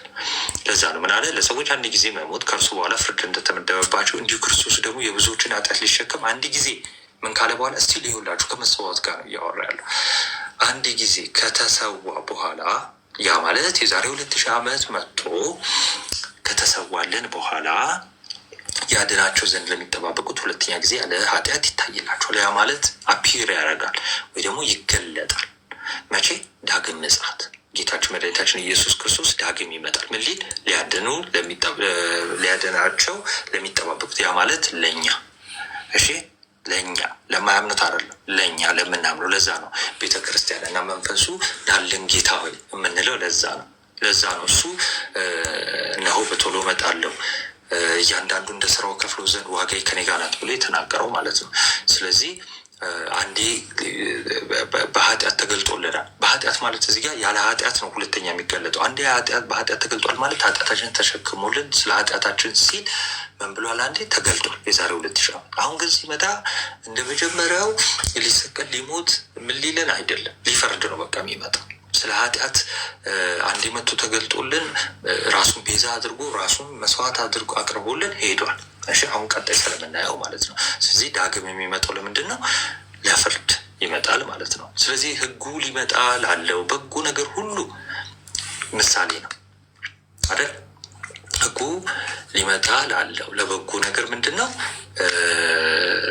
ምሳሌ ወይ ደግሞ ጥላ ነው። እሺ፣ አምሳሉ ሳይሆን ምንድን ነው ይላል? ጥላ ነው። ስለዚህ በየዓመቱ ዘወትር በሚቀርቡ እነዚያ መስዋዕቶች የሚቀርቡትን ሊፈጽም ከቶ አይችልም። ያ ማለት ፍጹም ሊያደርጋቸው አይችልም። ፍየል ብታርድ፣ ዋኖስ ብትሰዋ፣ ኮርማ ብታር፣ ምን ብትል ምን ሊላ አይችልም። ፍጹማን ሊያደርግ አይችልም። እሺ፣ ፍጹማን ሊያደርጋቸው አይችልም። ህሊና ሊያነጻ አይችልም። ነፍሳቸውን ሊያጥብ አይችልም። ከእግዚአብሔር ጋር ሊያስታርቃቸው አይችልም። ምኑ? መስዋዕቱ። የምን? የብሉይ ኪዳን። እዚህ ጋር ህጉ ተሽሯል። ህጉ ደካማ ተብለዋል። ህጉ አሮጌ ተብለዋል። የትኛው ህግ? በሌዋውያን በኩል የተሰጠ ህግ። እሺ፣ ስለዚህ እነዚህም ፍጹም ሊያደርጋቸው አይችልም። እንደዚህማ ባይሆን ኦኬ፣ ፍጹም ቢያደርጋቸው ኖሮ እንደማለት ነው። የሚያመልኩት አንድ ጊዜ ነስተው ከዚያ በኋላ በህሊናቸው ኃጢአት ስላላወቁ ማቅረብ በተዉ ነበር። ይኸው ጌታችን መድኃኒታችን ኢየሱስ ክርስቶስ እስኪመጣ በየዓመቱ ይደረግ ነበር መስዋዕቱ። ህሊናን ቢያጥብ ኖሮ፣ ኃጢአትን ቢያስተስርይ ኖሮ፣ ከእግዚአብሔር ጋር ቢያስታርቅ ኖሮ ምን ይሆን ነበር? ይተዉ ነበር መስዋዕት ማድረግ። በቃ አንድ ያደረጉ አይደለ? ህሊናቸው ታጠበ፣ ነፍሳቸው ታጠበ አይደለ? ለምን ያደርጋሉ አይደል? ከእግዚአብሔር ከተታረቁ በኋላ ለምን ያደርጋሉ አይደል? ስለዚህ አያችሁ፣ ፍጹም ማድረግ አይችልም። የትኛው? የሌዋውያን ክህነት ወይ ደግሞ የቤተ መቅደሱ ህግ በሌዋውያን በኩል የተሰጠው ማለት ነው። ስለዚህ ምን አለ? በህሊናቸው ኃጢአት ስላላወቁ ማቅረብ በተዉ ነበር አለ። ነገር ግን በዚያ መስዋዕት በየዓመቱ የኃጢአት መታሰቢያ አለ። አያችሁ፣ ህሊናቸውን ፍጹም ወይ ደግሞ ነፍሳቸውን ማንነታቸውን ማንጻት ማደስ ስለማይችል ምን አለ? በየዓመቱ ለኃጢአት ስርየት የሚቀርብ ነገር አለ። ለዛ ነው በየዓመቱ የኃጢአት መታሰቢያ አለ። የኮርማዎችና የፍየሎች ደም ኃጢአትን እንዲያስወግድ የማይቻል ነው። ስለዚህ እኛ የዳነው በኮርማ አይደለም፣ በፍየል ደም አይደለ፣ በእግዚአብሔር ደም ነው፣ በገዛ ደሙ ነው። ነውር የሌለው የእግዚአብሔር በግ ደሙን አፍስሶልን ነው። እሺ ስለዚህ እነዛ ግን የኮርማ ምናምን ሲሰዉ ሲፈስ ሲታረዱ ሲቃጠሉ የነበሩት እነዛ መስዋዕቶች ሁሉ ሕሊናን ማንጻት አይችሉም። እሺ ስለዚህ ወደ ዓለም ሲገባ ስለዚህ ክርስቶስ የመምጣቱ ዓላማ ምንድን ነው? ምን ትንቢት ነበረ? መስዋዕትንና መባን አልወደድክም። ይህ የሚቀርበው ነገር እንዳለ እግዚአብሔር ወደ ራሱ ሊያቀርብ የሚችል አይደለም። ኦኬ ከእግዚአብሔር ጋር የምንታረቅበት ሆኖ አላገኘውም። ስለዚህ ስጋን ግን አዘጋጀልኝ በሙሉ በሚቃጠል መስዋዕትና ስለ ኃጢአት በሚሰዋ መስዋዕት ደስ አላለህም እያለ የልብ አምላክ ዳዊት እንትን ቤት በዚህ ጋር ያመጣዋል ማለት ነው። በዚያ ጊዜ እነሆ መጽሐፍ ጥቅልል ስለ እኔ እንደተጻፈ አምላካዊ ፈቃድህን ላደርግ መጥቻለሁ አልኩ ይላል። በዚህ ላይ እያለ ያብራራል። ስለዚህ ይሄ መስዋዕቱን አለመውደዱን ፍቅሩን ለማሳየት ትልቁ ፍቅር ነው ያ ኤግዛክትሊ። ስለዚህ እግዚአብሔርን ፈቃድ ደግሞ እንድናደርግ ለእኛ ፔቭ አድርጎልናል፣ መንገዱን ከፍቶልናል ማለት ነው። ኦኬ ሶሪ በጣም ይቅርታ እንዴ ቶሎ ምልባሽ ሰዓትም ስለሄደ መምህር የሚያወሩ ብዬ ነው አልቋል ኦልሬዲ። ስለዚህ እችን ብቻ ያዙ፣ እሺ እችን ብቻ ያዙ። ከላይ ስለኛ አሁን ይታያል የሚል ነገር አይተናል። ማቅረብ ነው ብለን የለ ይኸውላችሁ በዚህም ፈቃድ አለ ቁጥር 10 በዚህም ፈቃድ የኢየሱስ ክርስቶስን ስጋ አንድ ጊዜ ፈጽሞ በማቅረብ ተቀድሰናል። ስለዚህ የተቀደሰ ነው ሁሌ ዕለት በማቅረብ አይደለም፣ አንዴ በማቅረብ ተቀድሰናል። ሊቀ ካህናትም ሁሉ በብሉይ ኪዳን የነበሩት ሊቀ ካህናት በብሉይ ኪዳን የነበሩት ሊቀ ካህናትም ሁሉ ዕለት እያገለገለ ኃጢአትን ሊያስወግዱ የማይቻላቸው ኃጢአት ሊያነጹ አይቻላቸውም። ይሄ ኮርማው የእንስሳው ደም ማለት ነው። ሊያስወግዱ ከቶ የማይቻላቸው እነዚያ መስዋዕቶች ብዙ ጊዜ እያቀረበ ምን ብሏል? ቆመዋል። እሺ የት ነው የሚቆመው? መስዋዕቱ የሚቀርበው የት ነው? ቅድስተ ቅዱሳን ታቦቱ ያለበት ተበርናክል ውስጥ ድንኳን ውስጥ ወይ ደግሞ ቅድስተ ቅዱሳን ሁለተኛው ክፍል ውስጥ እና ምን ያደርጋሉ? እነዚያ ኃጢአት ማስወገድ የማይቻላቸውን ያስገቡና ደሙን እየረጩና መቀመጥ የሚባል ነገር አለ የለም። የሚመጣው ዓመትም ያቀርባል የለም። በቃ ጨርሼ የተቀመጡ የሚባል አገልግሎት የለም በሌዋውያን ዘንድ። ምንም የሚጨርስ ነገር የለም። ምድራዊ አገልግሎት ነው። የክርስቶስ ግን ሰማያዊ ነው። እሺ ለዛ ነው ምን አለ? ይሁን እነዛ ዕለት ምን ብለዋል? ቆመዋል። እዚያ ቅድስተ ቅዱሳን ውስጥ እየገቡ ማለት ነው። እሺ እርሱ ግን ክርስቶስ ስለ ኃጢአት አንድን መስዋዕት ለዘላለም አቅርቦ በእግዚአብሔር ቀኝ ተቀመጠ። ስለዚህ ምን አደረገ? አንድን መስዋዕት ለሁል ጊዜ፣ አንድን መስዋዕት ለዘላለም። ስለዚህ አንድ ያቀረበው መስዋዕት ምኑን ያቀረበው? ራሱ አይደለ? ስለዚህ ወደ ቅድስት የገባው ወደ መስቀል የገባው ወይ ደግሞ በእግዚአብሔር ፊት፣ በነገራችን ላይ በእግዚአብሔር ፊት ሲሉ ብዙዎቹ ካረገ በኋላ ምናምን፣ በነገራችን ላይ በእግዚአብሔር ፊት ለመባል አሁን ያለነው የት ነው? በእግዚአብሔር ፊት አይደል? አሁን ያለነው በእግዚአብሔር ፊት ነው አይደለ? ለዛ ነው አይደለ እነ ዮሴፍ እነ ዳዊት አንተን ብቻ በደልኩ በፊትህ ኃጢአት አደረግኩ የሚሉት። ሰማይ ቤት ሄደን ኃጢአት አደረግን ማለት አይደለም። ስለዚህ ይህን መስዋዕት ያቀረበው በእግዚአብሔር ፊት ነው። የት? በመስቀል። በመስቀል ላይ ይህን መስዋዕት አቀረበ። ሲያቀርብ ግን አንድን መስዋዕት ምንድን ነው ለዘላለም አቀረበና ከዛስ ምን አለ? በአባቱ ቀኝ ተቀመጠ። በአባቱ ቀኝ መቀመጡ ለእኛ ጋረንቲያችን ዋስትናችን ነው። በነገራችን ላይ ልብ በሉ፣ በአባቱ ቀኝ ካልተቀመጠ ሞቷል ማለት ነው። ሎቱ ስብሐት አልተነሳም ማለት ነው አይደለ? ተነስቶ በአባቱ ቀኝ መቀመጡ ለእኛ ዋስትናችን ነው። እሺ ለእኛ ዋስትናችን ነው። ስለዚህ ክርስቶስ በአብ ቀኝ ተቀምጧል፣ በግርማው ቀኝ ተቀምጧል። ቤተክርስቲያን በግርማው ቀኝ አለች።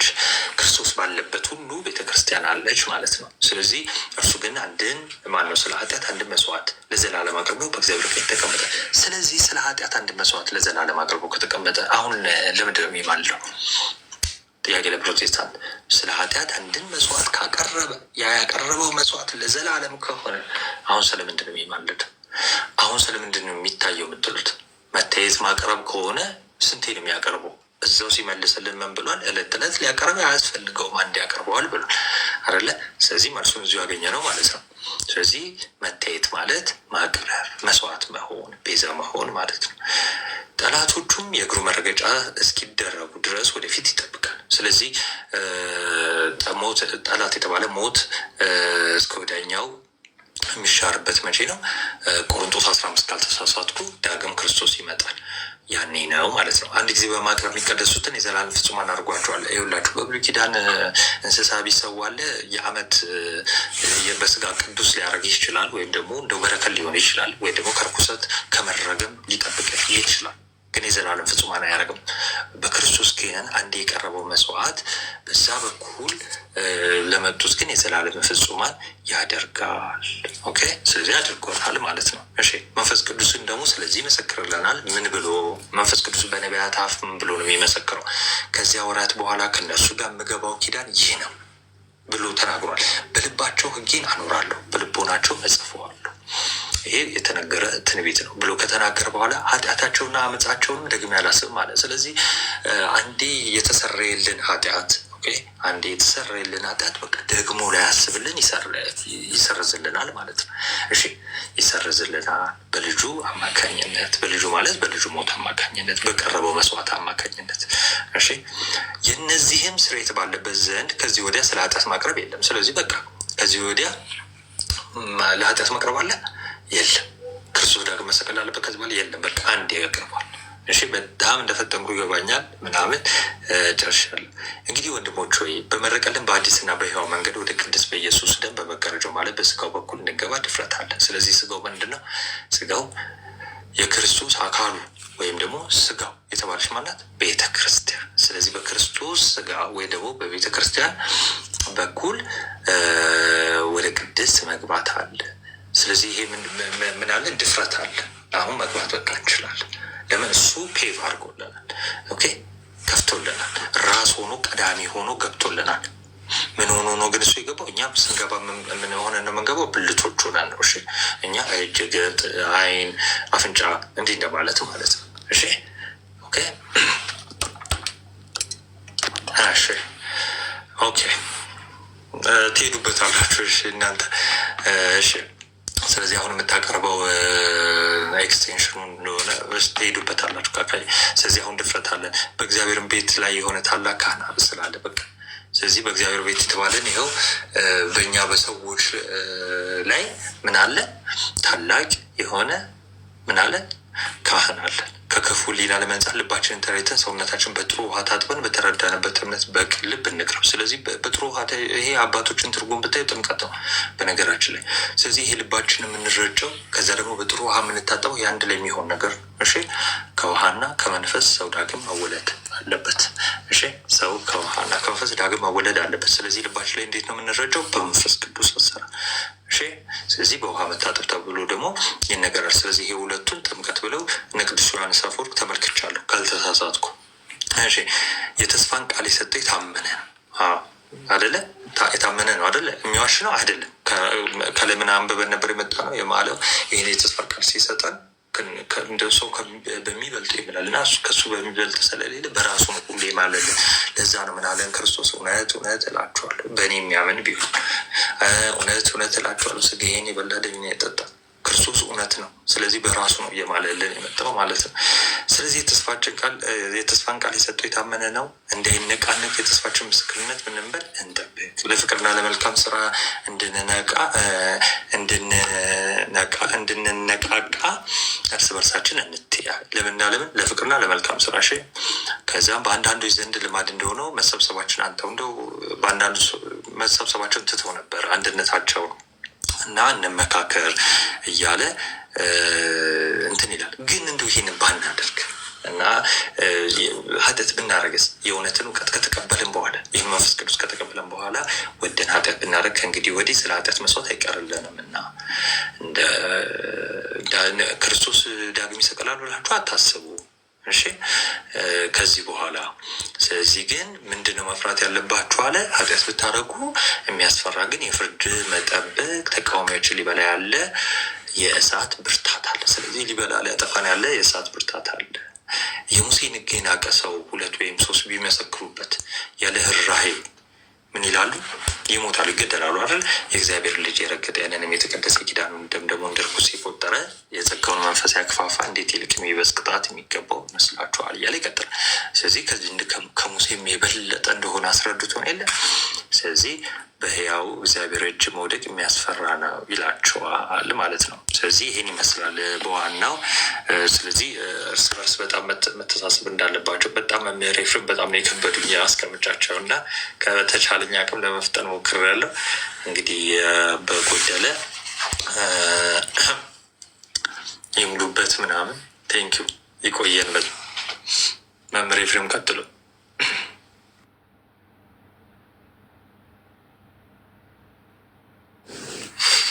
በድጋሚ ደህና ቆያችሁ እያለሁላችሁን ቃለ ሕይወት ያሰማልን። የመጨረሻዋ ተስፋችን ያቺ የሕይወት ቃል ናትና ለእሷ ቀን ሁላችን የሚያደርሰን የእሷን ኖሃቤ የምትለዋን የሕይወት ቃል ያሰማን። ሁላችንም አንድ የታዘቡትን ነገር ልናገርና አሁንም እየወጣ ሰው እንዳያልቅ ማለት ነው። ብዙ ጊዜ ክርስቲያኑ መሰረታዊ ትምህርት ያጣው ሆይ ሆይታ ስለሚወድ ነው እና